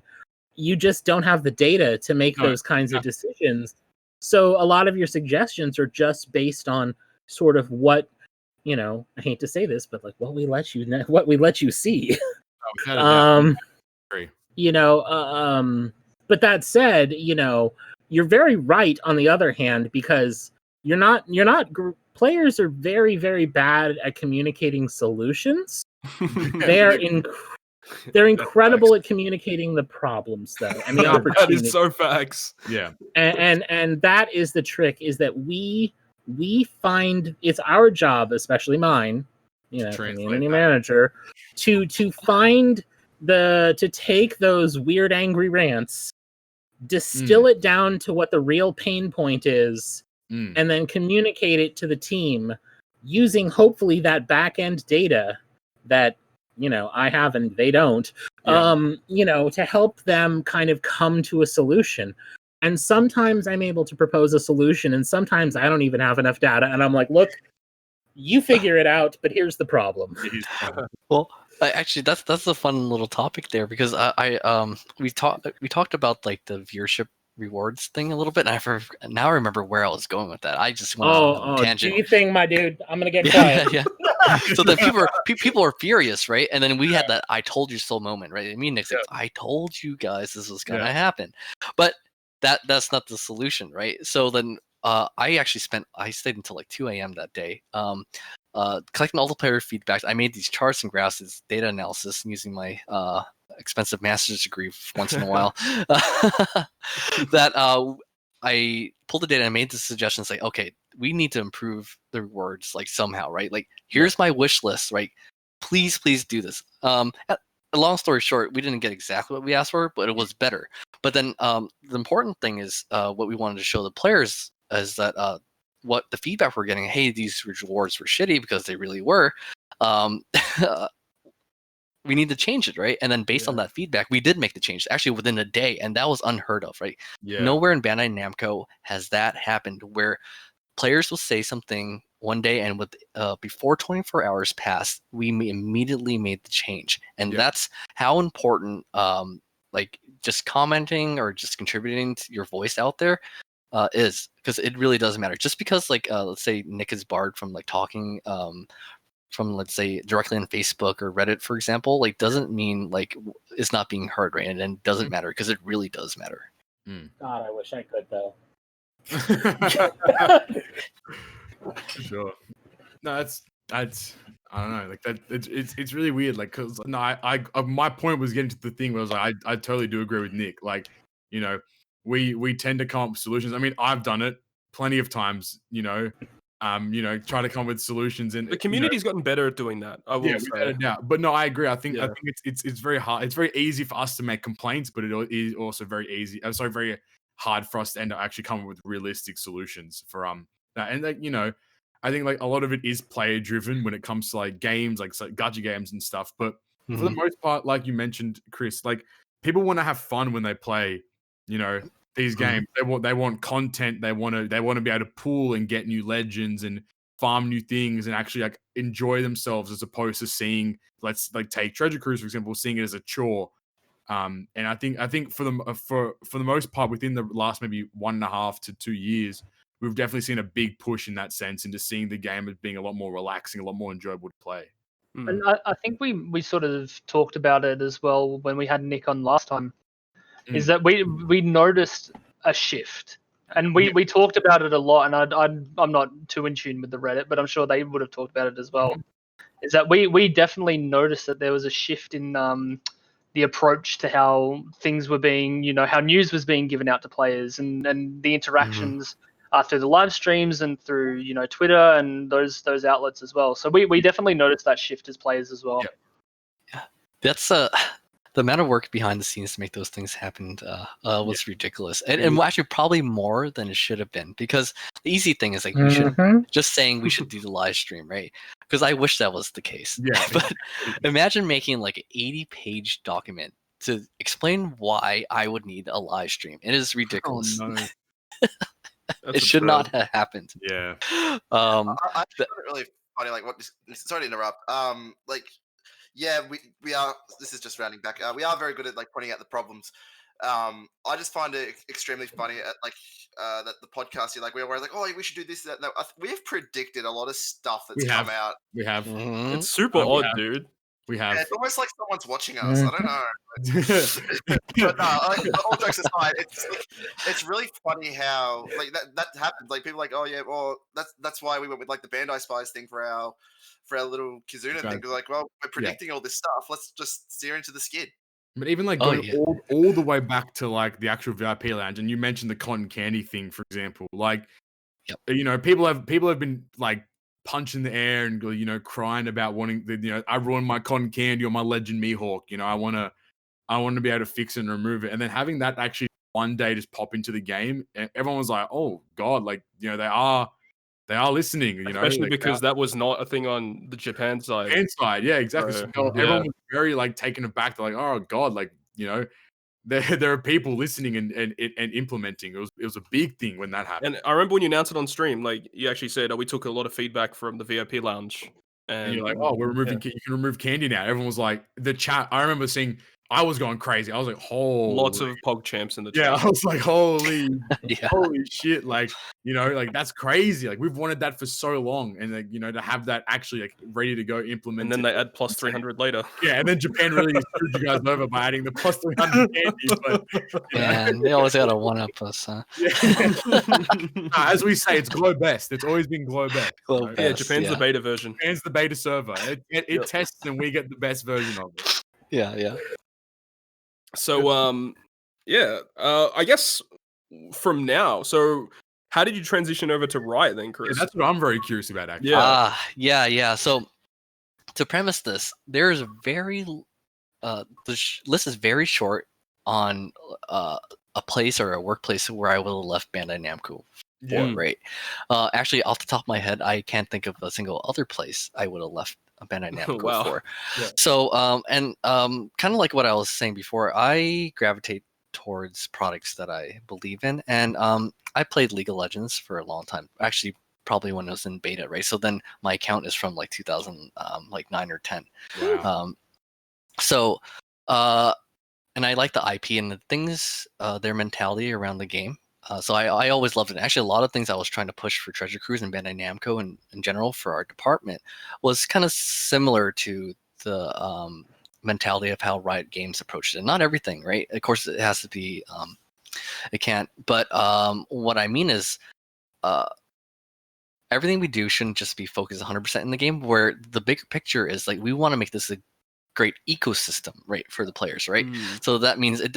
So how Riot Games, they do like the esports or like the music videos, like that's their like rendition. That's how they do it, right?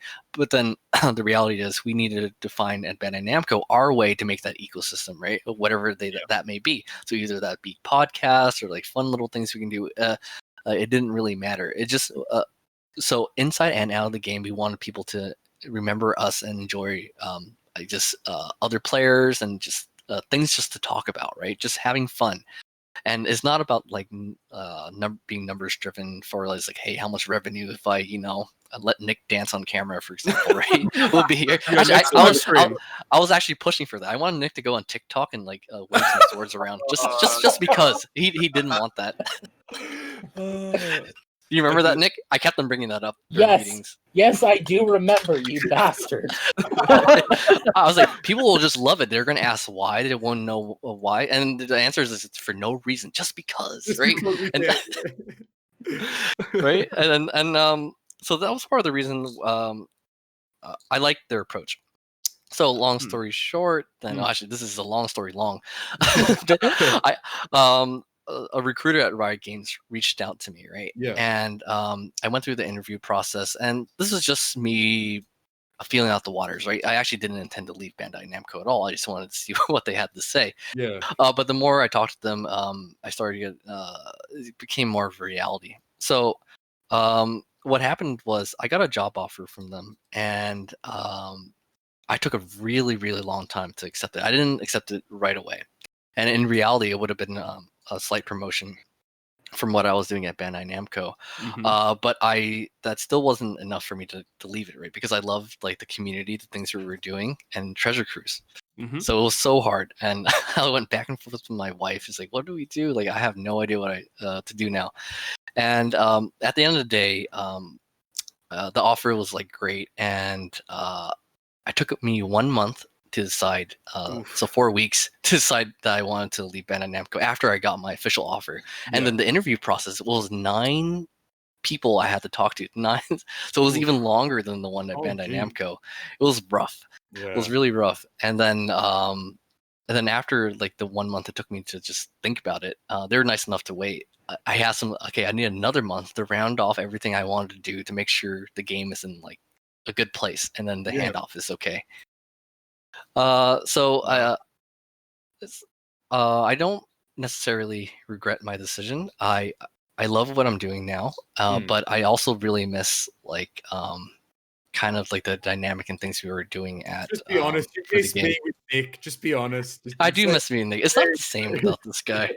I have no one to, I kind of miss the fight too. Maybe I just want to like argue with someone. I'm just arguing over it, right? Like no one's. I will arguing. fight like, you any day, Cow. Yeah. I want to argue with Nick. Actually, Nick's the saint. Like I guess okay. There's a couple times where I got so stressed I blew up, right? And he will never ever yell at me, right, or raise his voice. He'll just like, okay, he'll take things calmly. And I have lost my cap in many of the times. He did stab me a couple times. To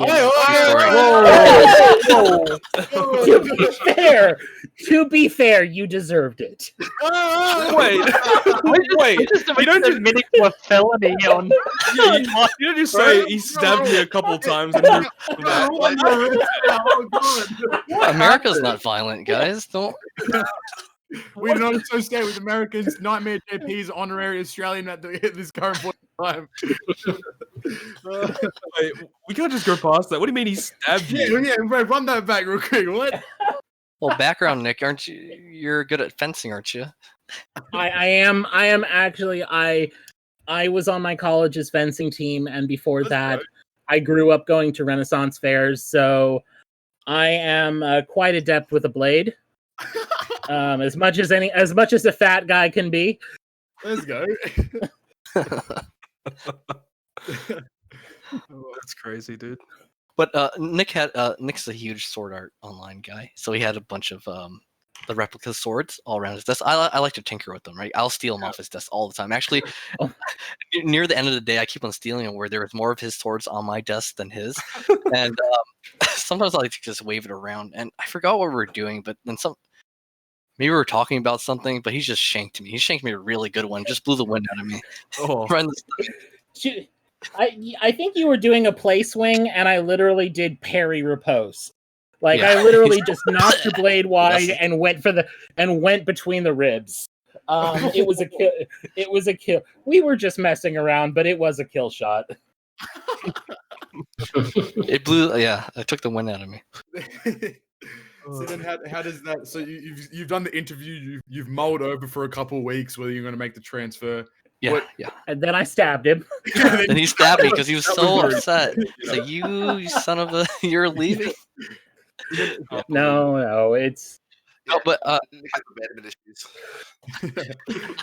talked it over with a lot of the team too. Most of the team, like me and Nick, I was transparent with Nick. Like, hey man, like this is a hard decision. I don't know what to do. Like, it was a good opportunity. And yeah, I was there the whole process. We were talking about it the whole time, and I told Cal, I'm gonna miss you, but I want you to do what's right for you.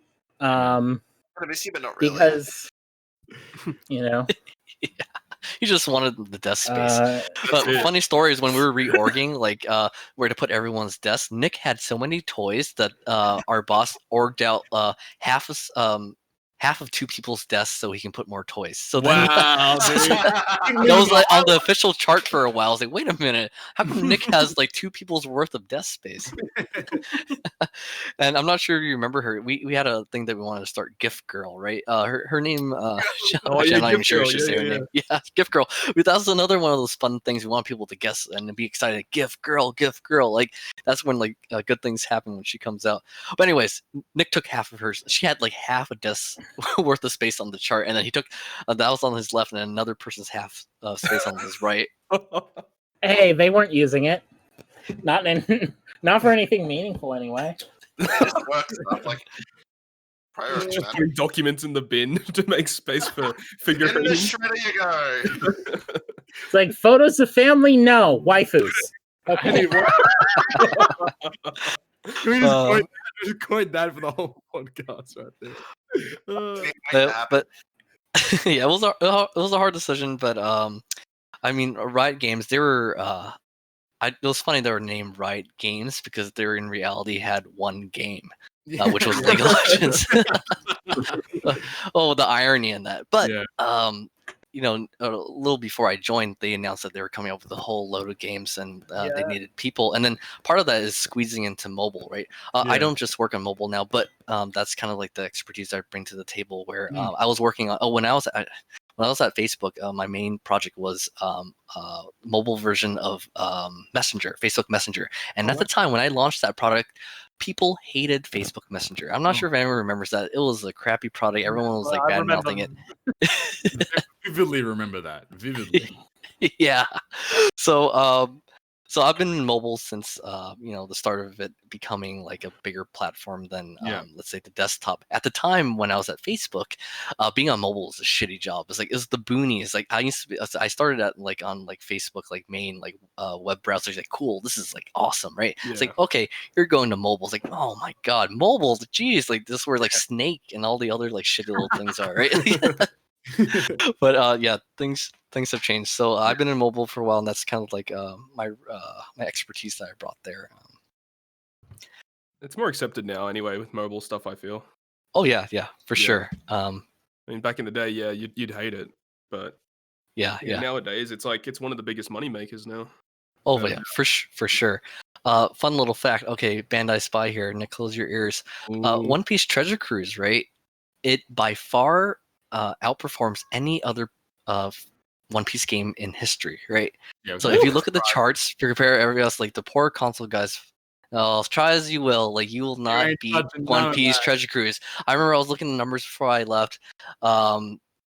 Just like brief like ratios, like One Piece Treasure Cruise, this has been out for a while. That's probably commendable for a mobile game. But if you add up, I think if you this means just spitballing. I don't actually 100% remember, but I think if you added up all the like how much they made for all the other One Piece games, it doesn't equal to Treasure Cruise because that's how great the game is. Because like we like our numbers are probably way off, but we have like obviously there's like means to get numbers like in terms of like revenue and such. Like from what we've seen, like obviously like in the Japanese market within like January to June, like Treasure Cruise made like a good chunk, especially when it's coming up against things like Fate Go and Dokkan. Like those are big number pullers, but Treasure Cruise is up there like pulling in a lot of revenue, and like it's a surprise because we as a community we track a lot of like where the numbers are going, where it's being spent, how much like because a lot of people in the community kind of like attribute revenue to the performance of the game, and the success of the game. People say, oh, I didn't make that much money this month, the game's gonna die, blah blah blah. Look back at the content for this month though, like, that's the thing. Like exactly though, like and it's so like from what we've seen, like we've seen a very a large, it's just like we can see the numbers for like North America, for China, for Germany. We have probably not accurate at all to what you guys would have had. Yeah, but like it's really interesting to see like the growth that in terms of just revenue alone, and it does tribute to the work that you guys have put in and the work from the producers and just like making content better and such, for sure. Like it's been really interesting to see that growth. This is like just everything combined, right? It's the community, like people keeping like things alive, like doing the podcast, keeping everyone around happy, keeping it fun, along with all the changes the producer and like things that Nick has done. The first time in like years, Treasure Cruise has had an upswing, and that's very telling. So the game, like by no joke, it's still growing and growing strong. Like it was going down for a while. Japan thought it was capped out, but because like this change of mentality and everything that's like we've talked about, like the game is like on the upswinger, and that's great. That means like Yoshi's plan, and I'm sure for Nick too, I'll speak for you now, but it's for the long haul, right? This is not we're just gonna pump out money for people or something like that. Like this is want to keep people around enjoying the game for like years, and it's not dying. No, we're all very like, because like there's always going to be conversations like, oh, like for example, like let's just take Todd, like Todd in his stream, people will always ask like, do you think the game is dying? And every single time without fail, Todd's like, no, like we're not even close to the game dying at all. Just like, if you keep up to date with what's going on and you can just see how the community is going, you can see the game's doing very well. Especially with like the string of content coming now, like as much as we know from like side of content, like there's so much cool stuff coming out that there's no way the game comes near like I cannot wait for those super types, bro. For sure. Exactly. I mean, it's really telling that they would move the lead producer for Dokkan onto One Piece Treasure Cruise, and that's telling, right? You wouldn't put one of your top dogs on a game if you think it's gonna fail. Like that was no way would anyone. Because I feel like Dokkan, even at that point, they're like, I feel like they pretty much can't put like a foot wrong. I feel like they're always going to be consistent money makers. Anniversary was kind of a wrong. It doesn't matter. They're still making bank. That's the thing. They can do bad events and they'll still make money. So that's kind of the joke. Like you slap Goku's face or Dragon Ball stuff on anything, exactly, it'll be okay. Yep. Just the way it goes. That's what it is though. Like when we had like when we were like, the way that like a lot of the community saw like Yoshi-san's introduction was from that tweet post, and that was crazy. Like getting that just first of all was just insane to hear about. And then like I think was it Dokkan or Legends had like a live stream? Yeah, Dokkan. Yep. It was Dokkan. He appeared there, and then Todd, I remember he sent me a message and he said, "This is Yoshi," and I was like, "Wait, the same guy?" And he was like, yeah, it's the same dude. And I was like, oh my God, like someone from Dokkan coming to Treasure Cruise is massive. Because it just, like you said, it goes to show that there's a lot of faith in the ability for Treasure Cruise to continue to climb and to continue to swing upwards in terms of not just revenue alone, but player-based engagement. Yep, yeah, definitely. Just like to tie this all in, it's because of like the things, the belief in the community and everything that everyone's put in that like Bandai Japan would even consider moving someone like Yoshi over here, right? Because everything just culminates into this. It's all tied in together. How do we get an interview with Yoshi-san? That's my question. Oh boy. That's gonna be a minute. He's not super First off, you're gonna need someone who speaks Japanese. I'm right. Because he's okay, good. Because he does speak English, but he's not very comfortable with it.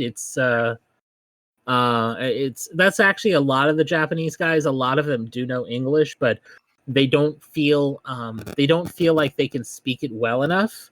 Yeah, so they prefer get some to stay... alcohol in them. All of them. Yeah.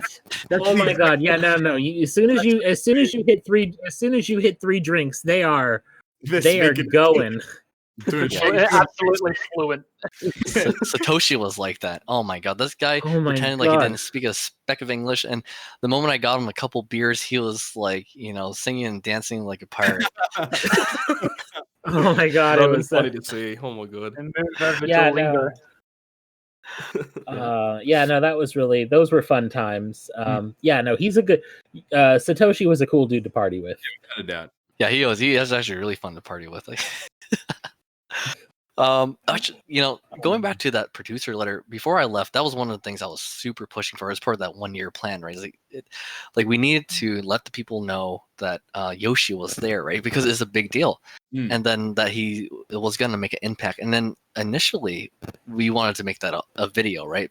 But because of COVID and all that stuff, like it wasn't possible. So, I left Bandai Namco by then, and I think Nick took the reins of it to just see the project through. But that was part of our plan where we knew people would kind of love that type of message and then keep them in the loop because it mattered. And then I think part of it too, the fun part is figuring out where he came from, because I think people like to kind of guess in that little bit of mystery element.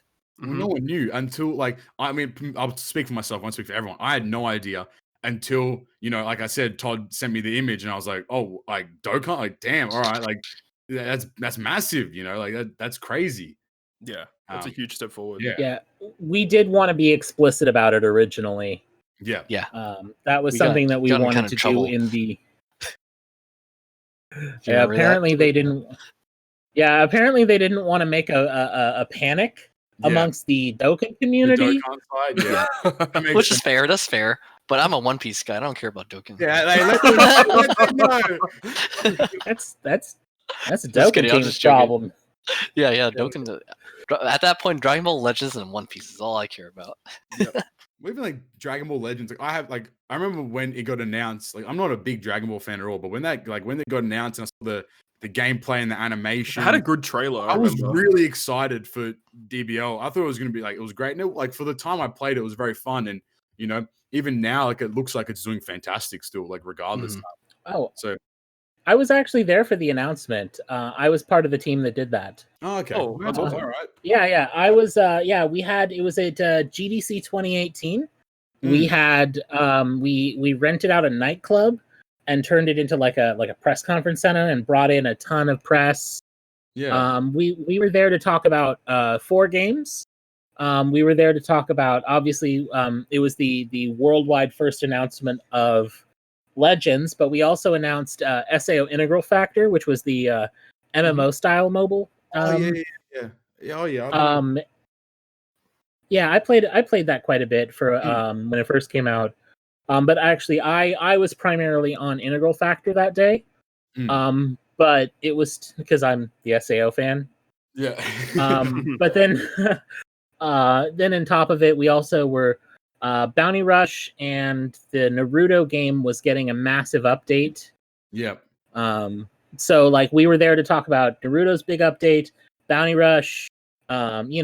Basically each big IP was getting something really dope, and it was super fun. The whole event, really cool. No. Yeah. One thing that I just remembered as well is.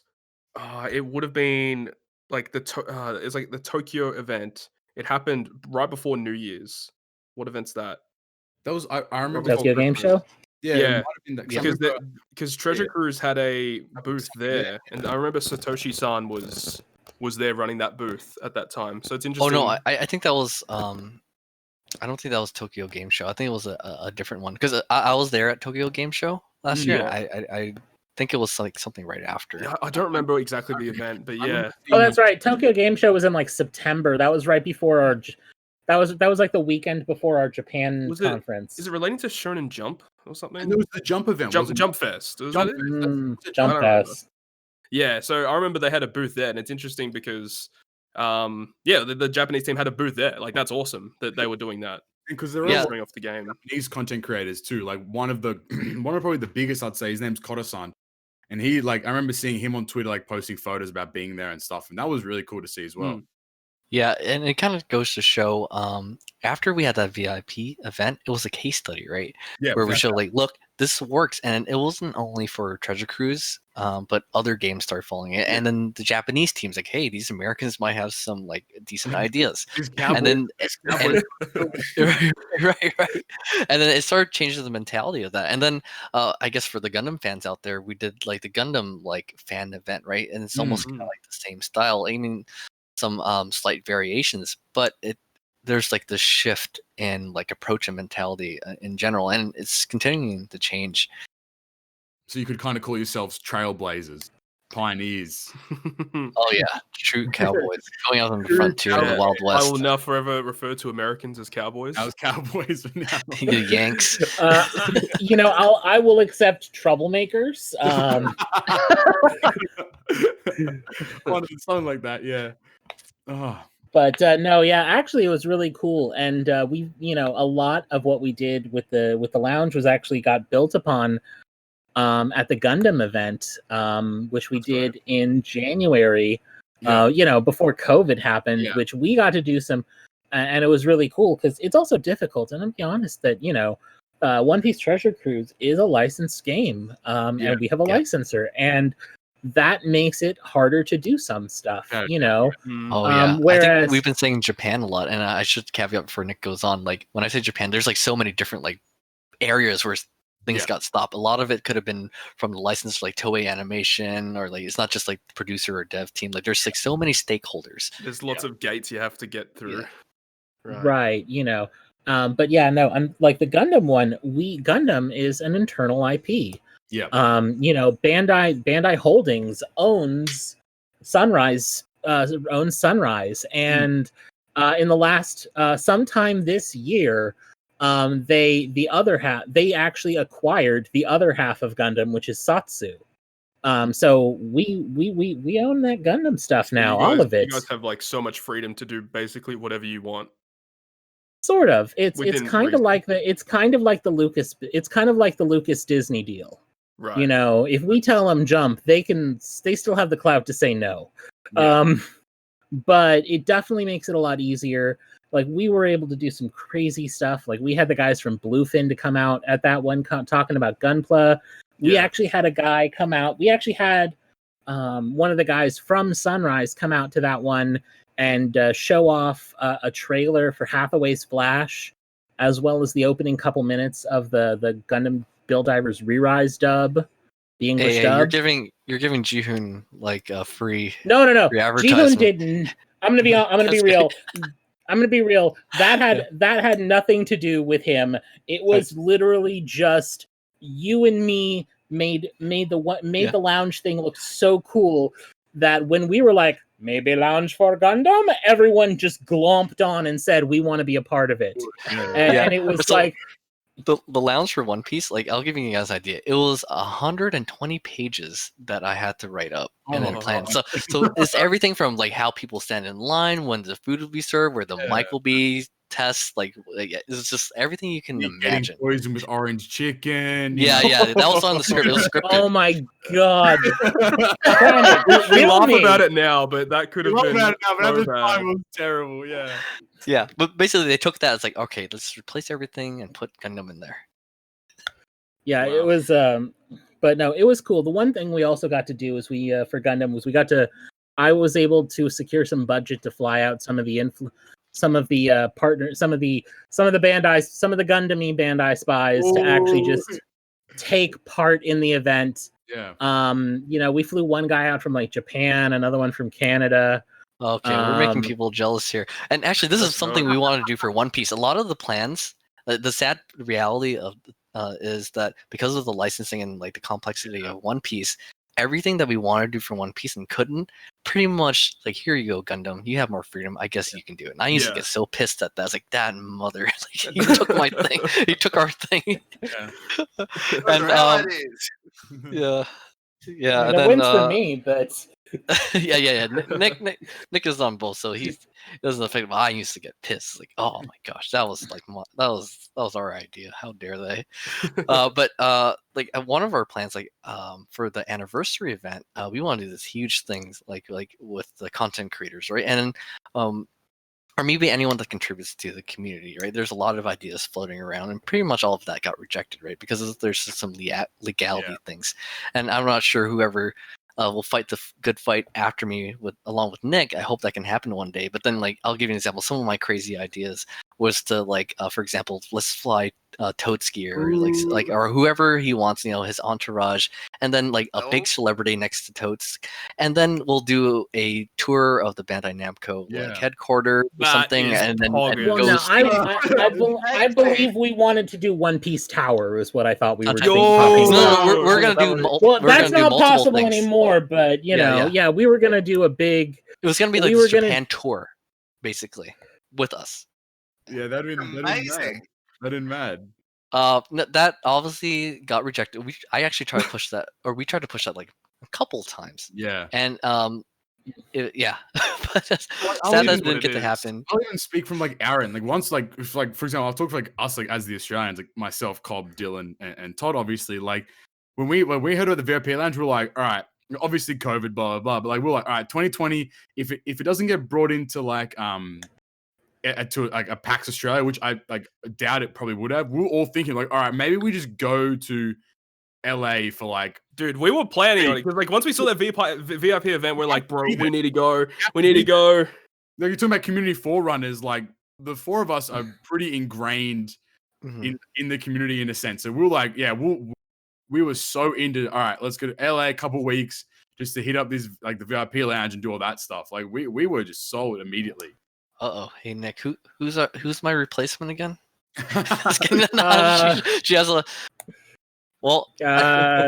Carolyn. Yeah, yes, someone's out there, and I guess that's rests on her shoulders. How much she's gonna support Nick?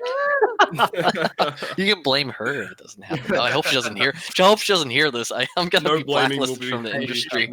You can come on the podcast. And just kidding. No, but then I'm sure there's good. I heard actually she's like super good.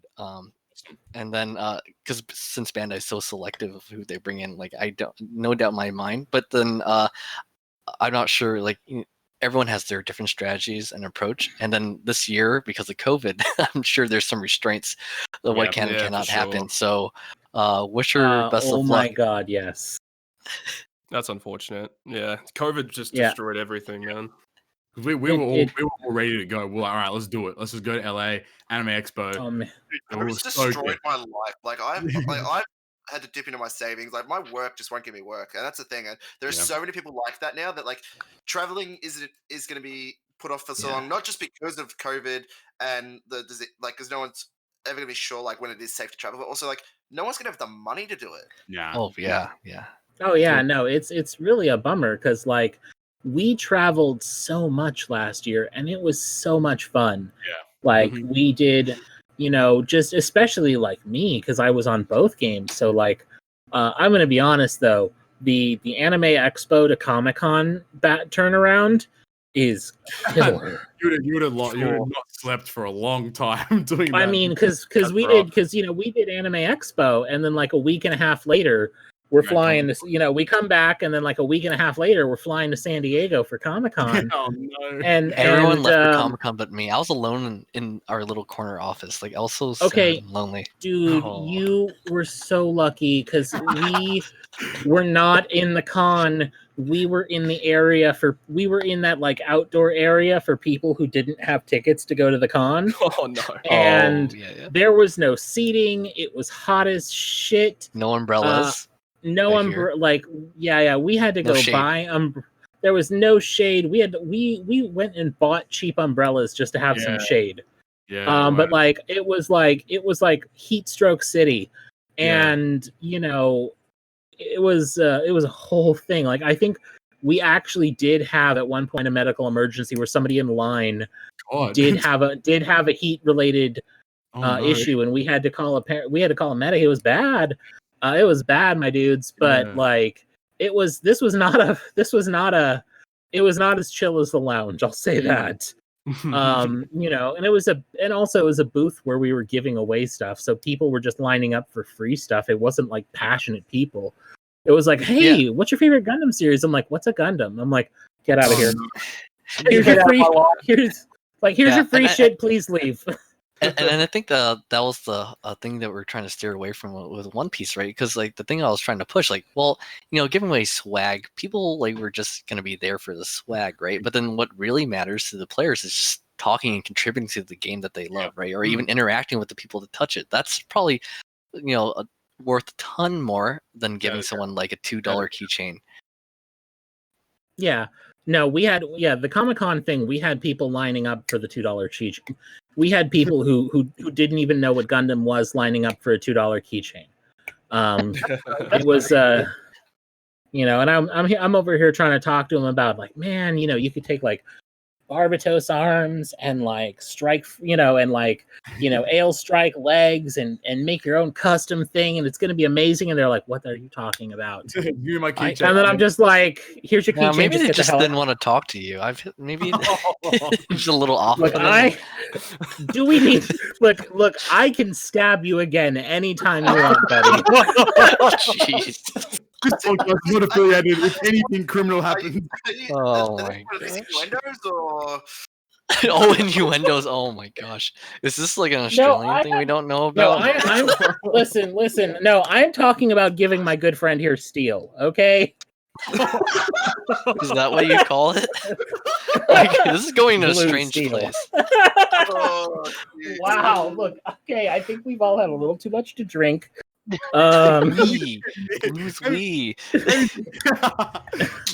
Okay, I might have had like a bottle of wine and a couple of beers. Good on you. Why not? Right? It's the weekend. Right. It's Friday night.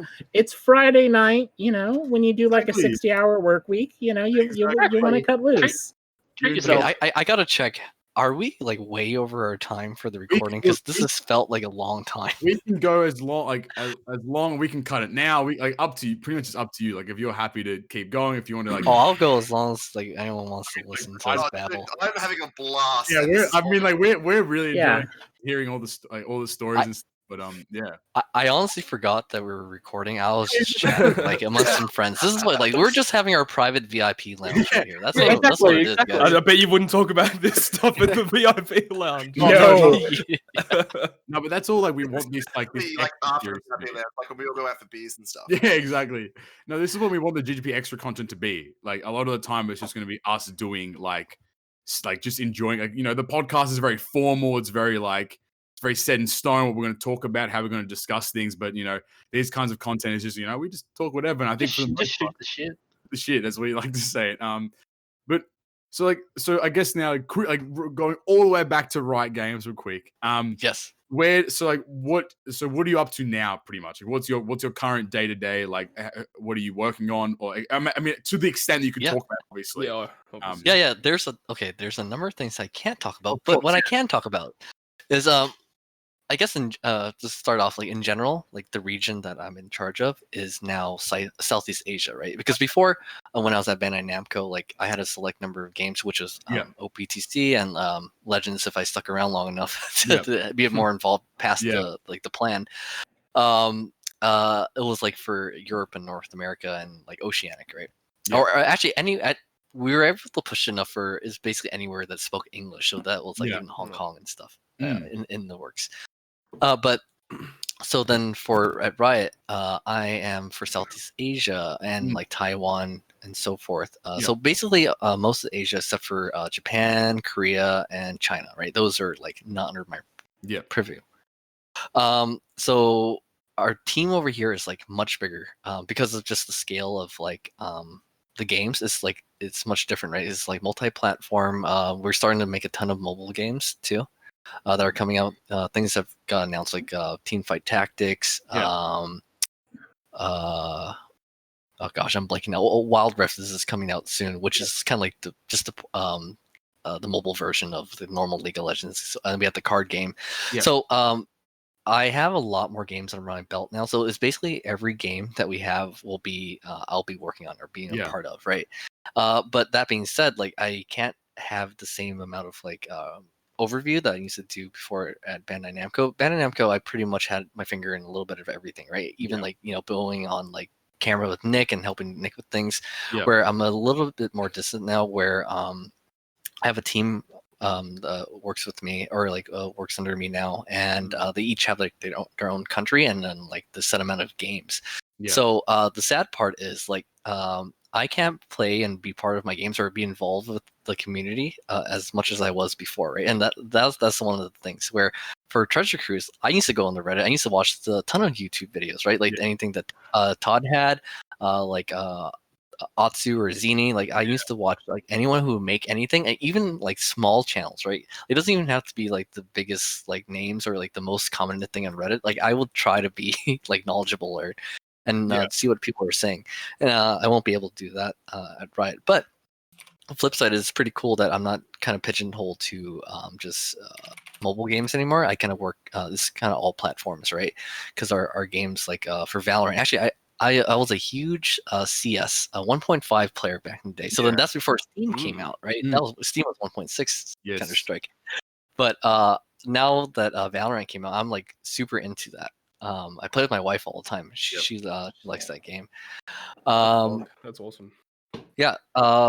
And then just like the number of genres, like there's the shooters, which is Valorant, and then we got Lore or Legends of Runeterra, which is the card game.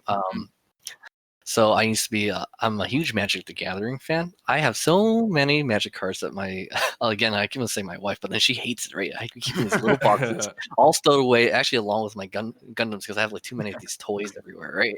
Yeah. And oh my god, your wife was so angry. Yeah.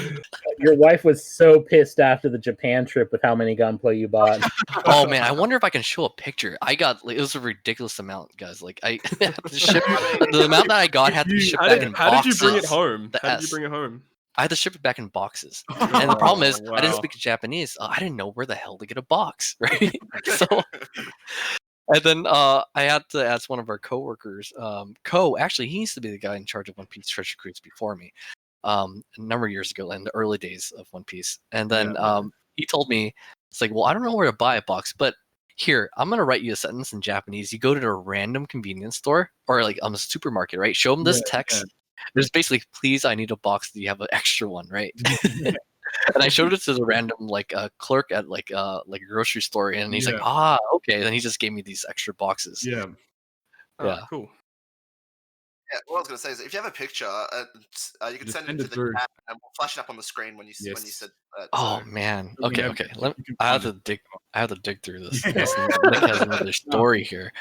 No, but awesome. And one thing at Riot, I'm sorry, just to go back to the main topic. You're good.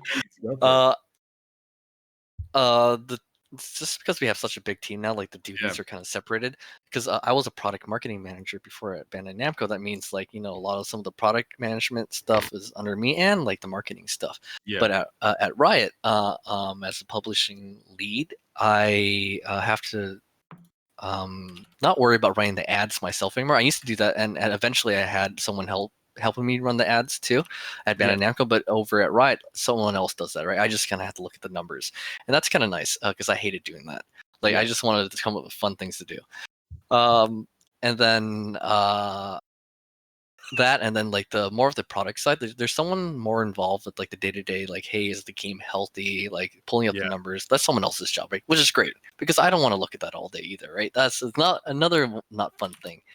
So it's basically split like that, where, and then publishing is such like a broad word, right? Like people out there, like when they hear video game publishing, what the hell does that mean, right? Am I writing a book? Like, so publishing, like in general, like, and I think Bandai Namco Console has reorged to do this too. When we say publishing, it means everything that is not part of the development team and the producers, right? So that's like marketing, like events, like social media, and like things that like Nick does, like that all kind of falls under the umbrella of like publishing. Yeah. So it's a super broad term in the industry, but it's kind of like a catch-all. Yep. So yeah, that's kind of the rundown. That's the history. There you go. You got a 2-hour history lesson from. Yeah. No, I think for the most part, I think I'll speak for like us here. Like this was, like we've all enjoyed this so far. Like there was a few questions, but I'm gonna slide it to the cast members. Have you guys got anything you guys want to ask or like open up a discussion about? I don't have anything personally at the moment. Yeah, neither. Like, this has just been like, I've been sitting here like laughing my ass off, and just like, it's amazing. I'll jump into some questions. So, but like, if you guys think of anything you want to talk about them, for sure, by all means. So this one comes in from Twitter from @linksv0. He's like, how much of the games of the companies you work for do you play? And then he also asks, what's the burnout rate for those for you, I guess, in those games? My personal burnout rate. Okay, so I make it a point to play every game that I work on, right? And this is what makes it kind of hard being at Riot, because I work on pretty much all our games now, and it's becoming so difficult to balance that all. So, so for example, Treasure Cruise and Dragon Ball Legends, I've played day and night, and to the point where I shouldn't, and I have a really hard time waking up in the morning, right? Because I'm so addicted to the games that I work on. Whereas I have to remember I have to wake up to actually do stuff for it. So and I think this is a different mentality for the US office and our leadership, our boss. He's a super, I guess, veteran in the industry. Yeah, he came from like Square Enix, Konami before, and then his mentality, and he didn't even need to make this. Me and Nick probably would have done it anyway, right? But his mentality, he's wanted all of his employees to know their product, right? Because you can't serve the customers or like the players unless you are one of them, right? And you play. So like he made it a point to have all of us like know and play our games, but we would have done that anyway. Just how me and Nick are, but that is a very different mentality than let's say, for example, a lot of people in Japan, right? Not everyone necessarily plays their games, other than like the producers, like to like a high level, and then just between us, like it's kind of like the thing where like the producers and devs like used to get mad at like the product or marketing people, right? There's like, oh gosh, look at these guys. They don't know their games. They're just like spouting nonsense. And that's part of the reason why it was hard to get things pushed, because like they couldn't speak the game language, right? And they didn't really understand what people were like need. So and as for burnout rate, so I try to stick with playing like Dragon Ball Legends and Treasure Cruise a lot after I left Bandai Namco, and it became so hard because I can't even play the games that I need to work on. So then everything else, so I dropped Dragon Ball Legends like completely, right? And that I used to log on daily since launch, and then I stopped playing that, and because I couldn't, I had not enough time. And then Treasure Cruise, I still log on maybe like once a week, right?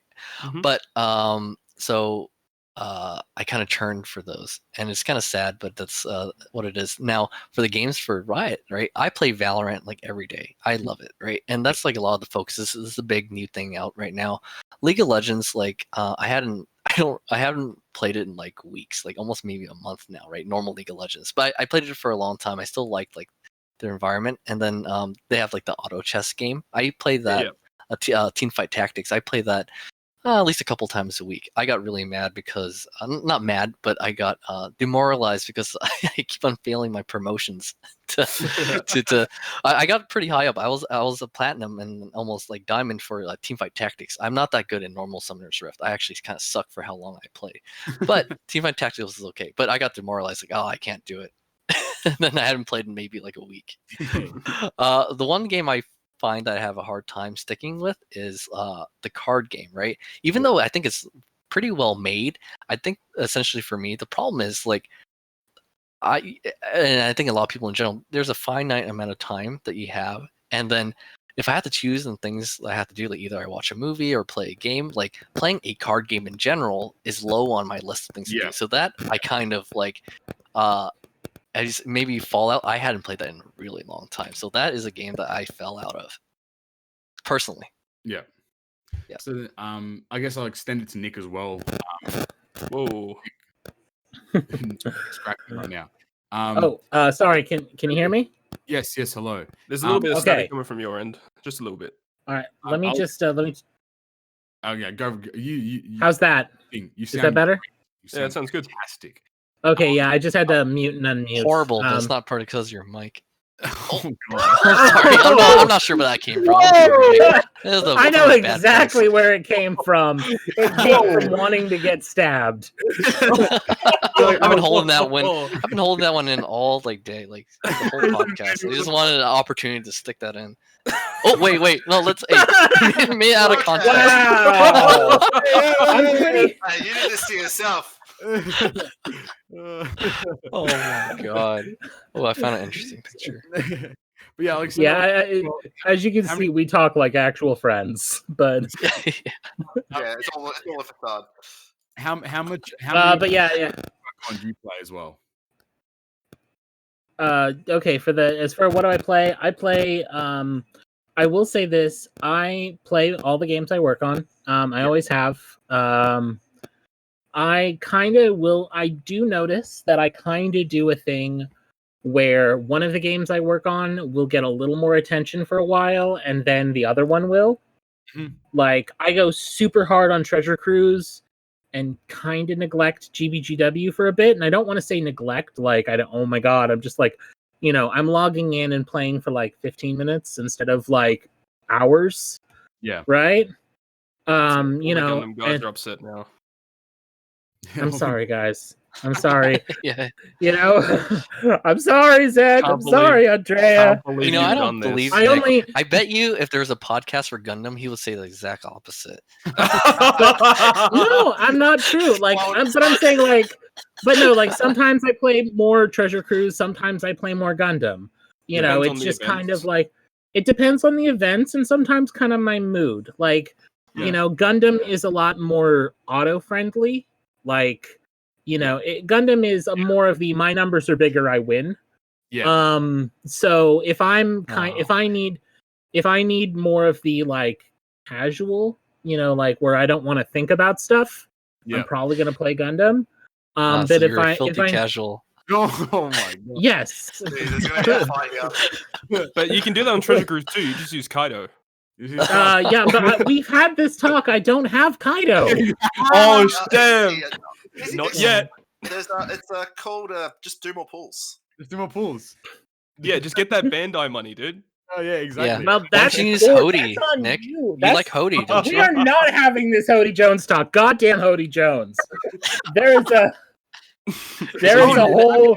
Nick pulled on Carrot, and he got a bunch of Hodies. Oh no! No. I pulled for no. It was the. Okay, so what happened was it was the V2 Germa banner, and I went. That's what it was. And I went super hard because I was thinking like, oh man, the V2 crew is like perfect. Like Really it was like a perfect pre-constructed team. Yeah. I just take them and they're going to clear most everything, right? Yeah. Like, I don't need to worry about it. I don't need to think about it. I just need to get these 5 units and I am good to go. So this was the first time I kind of wailed in the game and I went hard. Yeah. And then when I got to I got to the last pull that I was going to do within my budget. Yep. And it had a guaranteed like limited pool legend, right? Yeah. And I'm like, this is it. And I had even gotten all 4 of the Germa kids, and I was ready to go. And I got Hody Jones as the limited pool guarantee. And I'm like, are you? And and it was a dupe Hody at that. And I just I didn't play the game for like 2 weeks after that because I was just so demoralized. Like getting judging that really early and all the other kids, but Reiju was just a pain. It's the exact same. Yep. Yeah, no, but anyway, yeah, I got lucky with the kids. I got like Reiju and Ichiji from the free ones, Oh wow! And then I got Niji and Yanji in my multis. Yeah. But Sanji Judge eluded me, and I was just so mad about that Hody Jones. So much that Cow printed out. He went onto the meme generator and made a Hody Jones meme and printed it out and stuck it to my chair just to troll me. The disrespect. That is some disrespect, bro. What? You wonder why these acts of violence get perpetrated against me. And I think I saw a lot in the chat comments when we do streams, Nick, that they like our spicy dynamic. It's for the people. What can I say? Yeah. Yeah. Freaking awesome. That's hilarious. But yeah, no, it's fun. We have a good time. So yeah, there's a whole Hody Jones thing. I have a feeling I'm about to get tweeted when this comes out. I'm gonna get a bunch of Hody. Yeah, no, you do. I'm pretty sure all of us are making on memes right now. Yeah, pretty much. You did a Bandai Namco no. You stated your preference about a character. Yeah, I'm not allowed to do that. Really? We're banned from saying what we like. Actually, like when we had a stream with Dimitri, he's like, "I love Luffy" or whatever. Like, he actually was not supposed to say and that. I got in trouble I was after. Like, shut your damn mouth. They pulled me in rooms like, Chris, like you're. You let Dimitri say it. I didn't let Dimitri say anything. He just said it. Oh, wow. Yeah. We had little to no control over Dimitri that stream, and that was let's call it a problem. Working on a minefield, pretty much. At that. But yeah, love, nothing but love for Dimitri though. Great guy. Yeah. All right, let me slide another one here real quick. From Mono War 203 on Twitter, he asked, I'm dying. Who is your favorite One Piece character? Oh god damn it! Yeah, that's a great question. Nick is probably Hody, right? Like, it has to be. I know where you live, Cow. We've gone over this. Okay, I'm gonna answer this in like two different ways. I like Hody because of how we can use him against Nick. That's number one. Okay, but then like thinking like series wise, I think I'm gravitating towards like Robin. So Nico Robin. I like how cool, calm, collected she is. So she has like that bigger sister vibe, like the anime trope. Correct. So Robin, definitely, and then in like One Piece Treasure Cruise, I was like hopping back and forth a bunch of like captains, but I liked Whitebeard Marco and Sanji Judge too, and those are like the teams I used a lot. I had like gear for Luffy, and I think by the end of my stint, I got Stampede Luffy too. But yeah, nice. Yes. And what about the rest of you guys? Everyone else. Law. Yeah. Well, I like when Luffy punched Hody Jones in the face. Not gonna lie, when you said like you started off saying Hody, but I thought you were gonna say Hancock. I'm like, wait, what? When did this happen? No, I love Hancock. I'm think sure Hancock's you do. Super... Like I'm sorry. Like I only have 3 Bon Prestos at home with me right now. The rest I left at the office. That's right. One of them is a Hancock. So sorry. You're welcome. Enjoy the humor, my friends. Nick's gonna be writing down the accounts of that's gonna be tweeting at him. All right, send them. Bad rate. Hashtag Nick likes Hancocks. Yeah.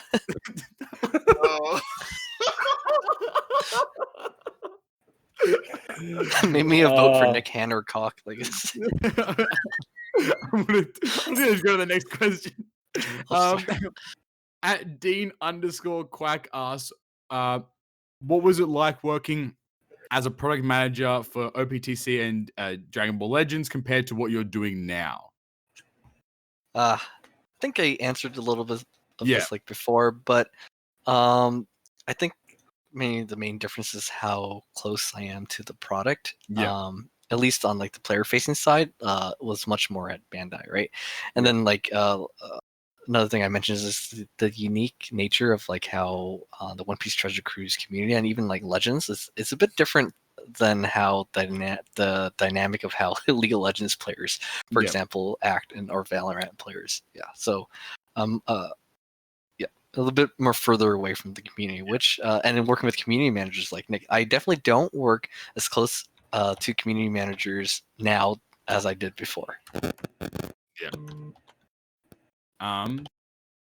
Then I'll go.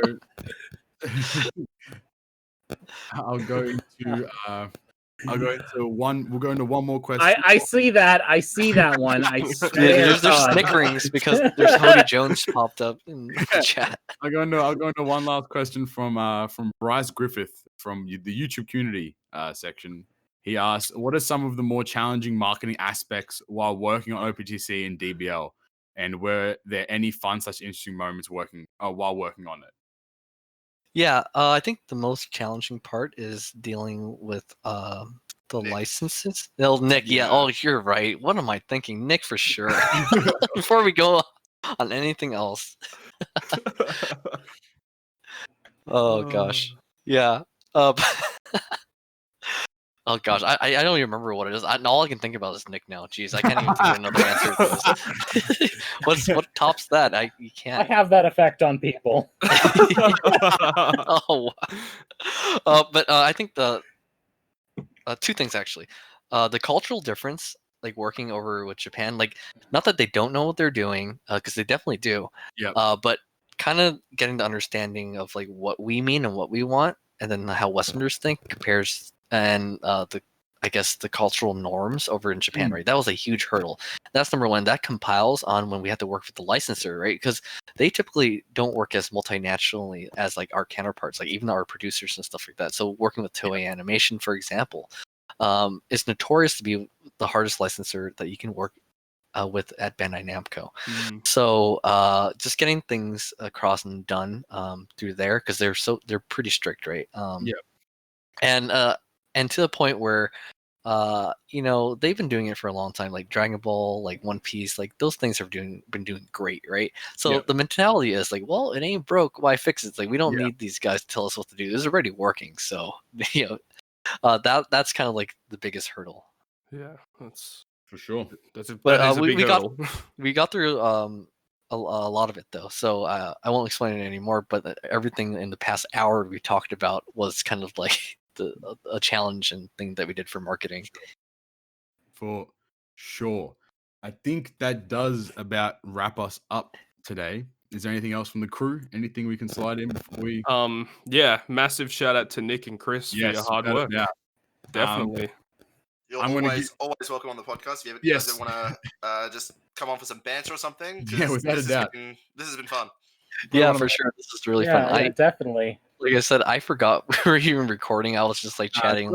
All of us did, all of us. I mean, we like in our back end, we were like, it's probably the best piece of content we've made in our like 1 year stint so far, making content for like the podcast style stuff. So no, we really appreciate Nick and Chris. You can find both of their links in the description to their personal Twitter accounts. Is there anything you guys want to? Chris, is there anything you want to shout out in particular before we wrap it up? I really hope there's like some new Nick memes, like something nice though. But I mean, maybe not too hurtful there. But then like I want to see like the vote or like the best Nick meme. Like maybe like I would personally like send someone a gift if I think I will do this. This I pledge, right? You can like maybe like at like the podcast or anything. But then let's like. I kind of want to do this where let's make the best Nick meme and then we can vote on it, right? And then I'll send like the winner like a prize, right? No matter where in the world you are, I will send it. I promise you. Shit. So we're gonna start. Yes. We'll put that as hashtag. Send your meme to hashtag GGP Nick meme, and then we'll be keeping track of that as it goes on, and we'll figure out something from there. Be nice, by the way. Be nice. Awesome. We will not be picking. We won't be picking anything that is offensive. Yes, no, without a doubt. Nick, is there anything you want to shout out? wrap it up. I got you, man. I got you. Oh, Cow. I just have something, Cow. My vengeance. No. Sharpen. No, God. Shout out to my sword. Actually, I have several. So, This man is prepped. I mean, take the snake. yeah. Did question, just Cow. I gotta ask you right now: English arming sword or French rapier? Oh my.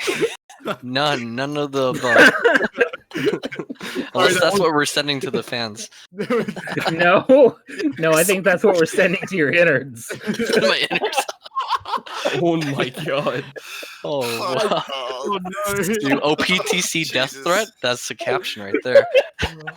Hey, look, you're not a community. You're not a game dev if you don't get the occasional death threat. Okay, that's just yeah, like. exactly. Unfortunately, that's the case. But no, no. Actually, the only thing I got is just play OPTC. Yep. You know, be a part of the community. You know, Pay have your some fun. bills. Yeah, pay You know, Phoenix rent. hey, I'm actually not trying to push monetization right now. I'm actually, Just have I'm fun. being good. I'm being good. Okay. No, I just want to just come play the game, have fun, be a part of the community. You know, we work really hard to make this a fun place for everyone. So, you know, come take advantage of this hard work and have a great time. Good stuff. For sure. I'm gonna slide in and say, we don't know the Bandai spies yet. Like, I know you did allude, Chris, that you were the Bandai spy. We all know that, you know, that's not the case. Can you give us a hint, Chris, at all, to who the Bandai spy might be? We don't know yet. Like, we're still trying to figure it out. I think it's Joba. He's the one that's not here. He's not here. I don't know, man. Really not here. He couldn't face the music. It's Craig. We already discussed this. Yeah, that's right. Sorry, Yeah. it is our recording bot. That is correct.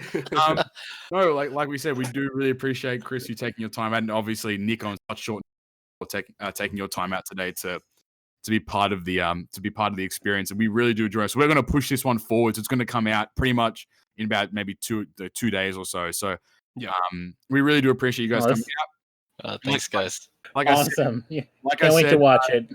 Hey, for sure. Like I said, Chris and Nick's socials will be down in the description below, where you can also find our socials, the Linktree link down there, linktr.ee/goodgreatperfect. We can find our Twitter, Instagram, YouTube, obviously, and you can also find out the other platforms we do the audio-only version, which will be Anchor, Spotify, Apple Podcasts, Google Podcasts, and a bunch of other ones as well. Make sure you follow us on Twitter at GGP Podcast and on Instagram as well at GGP Podcast as well. Like I said, with the audio only, Anchor's when the main platform, but it's distributed to a plethora of locations. If you're able to review, such as on Apple Podcasts, make sure you leave some reviews there. We do check it from time to time as well, and we do appreciate our Anchor fam. You guys have really been killing it recently, so thank you for that. On YouTube, 47.6% of y'all aren't subscribed. I don't know what are you doing. Hit the button and subscribe right now. Subscribed. What the hell are you doing? Oh, and hit the bell too. Don't people neglect the bell. He's on the ball. Hit the subscribe button, hit the bell, and if that like button isn't hit, make sure you like it as well. And you know, Nick with his sword to your house. Nick will send we'll give him the French rapier, and he'll come and stab everyone that doesn't subscribe. So you know, make sure you do all that good stuff. Leave some good vibes in the comments down below, you know, and make sure you like and all that good stuff. But without further ado, though, gentlemen, I've been Captain Papi, Cobb, Dill, Knight, Todd, Nick, Chris. Thank you all for listening to another episode of Good Get Perfect. Talk to you guys next time. Peace. Peace out. Peace out, girls. Nice.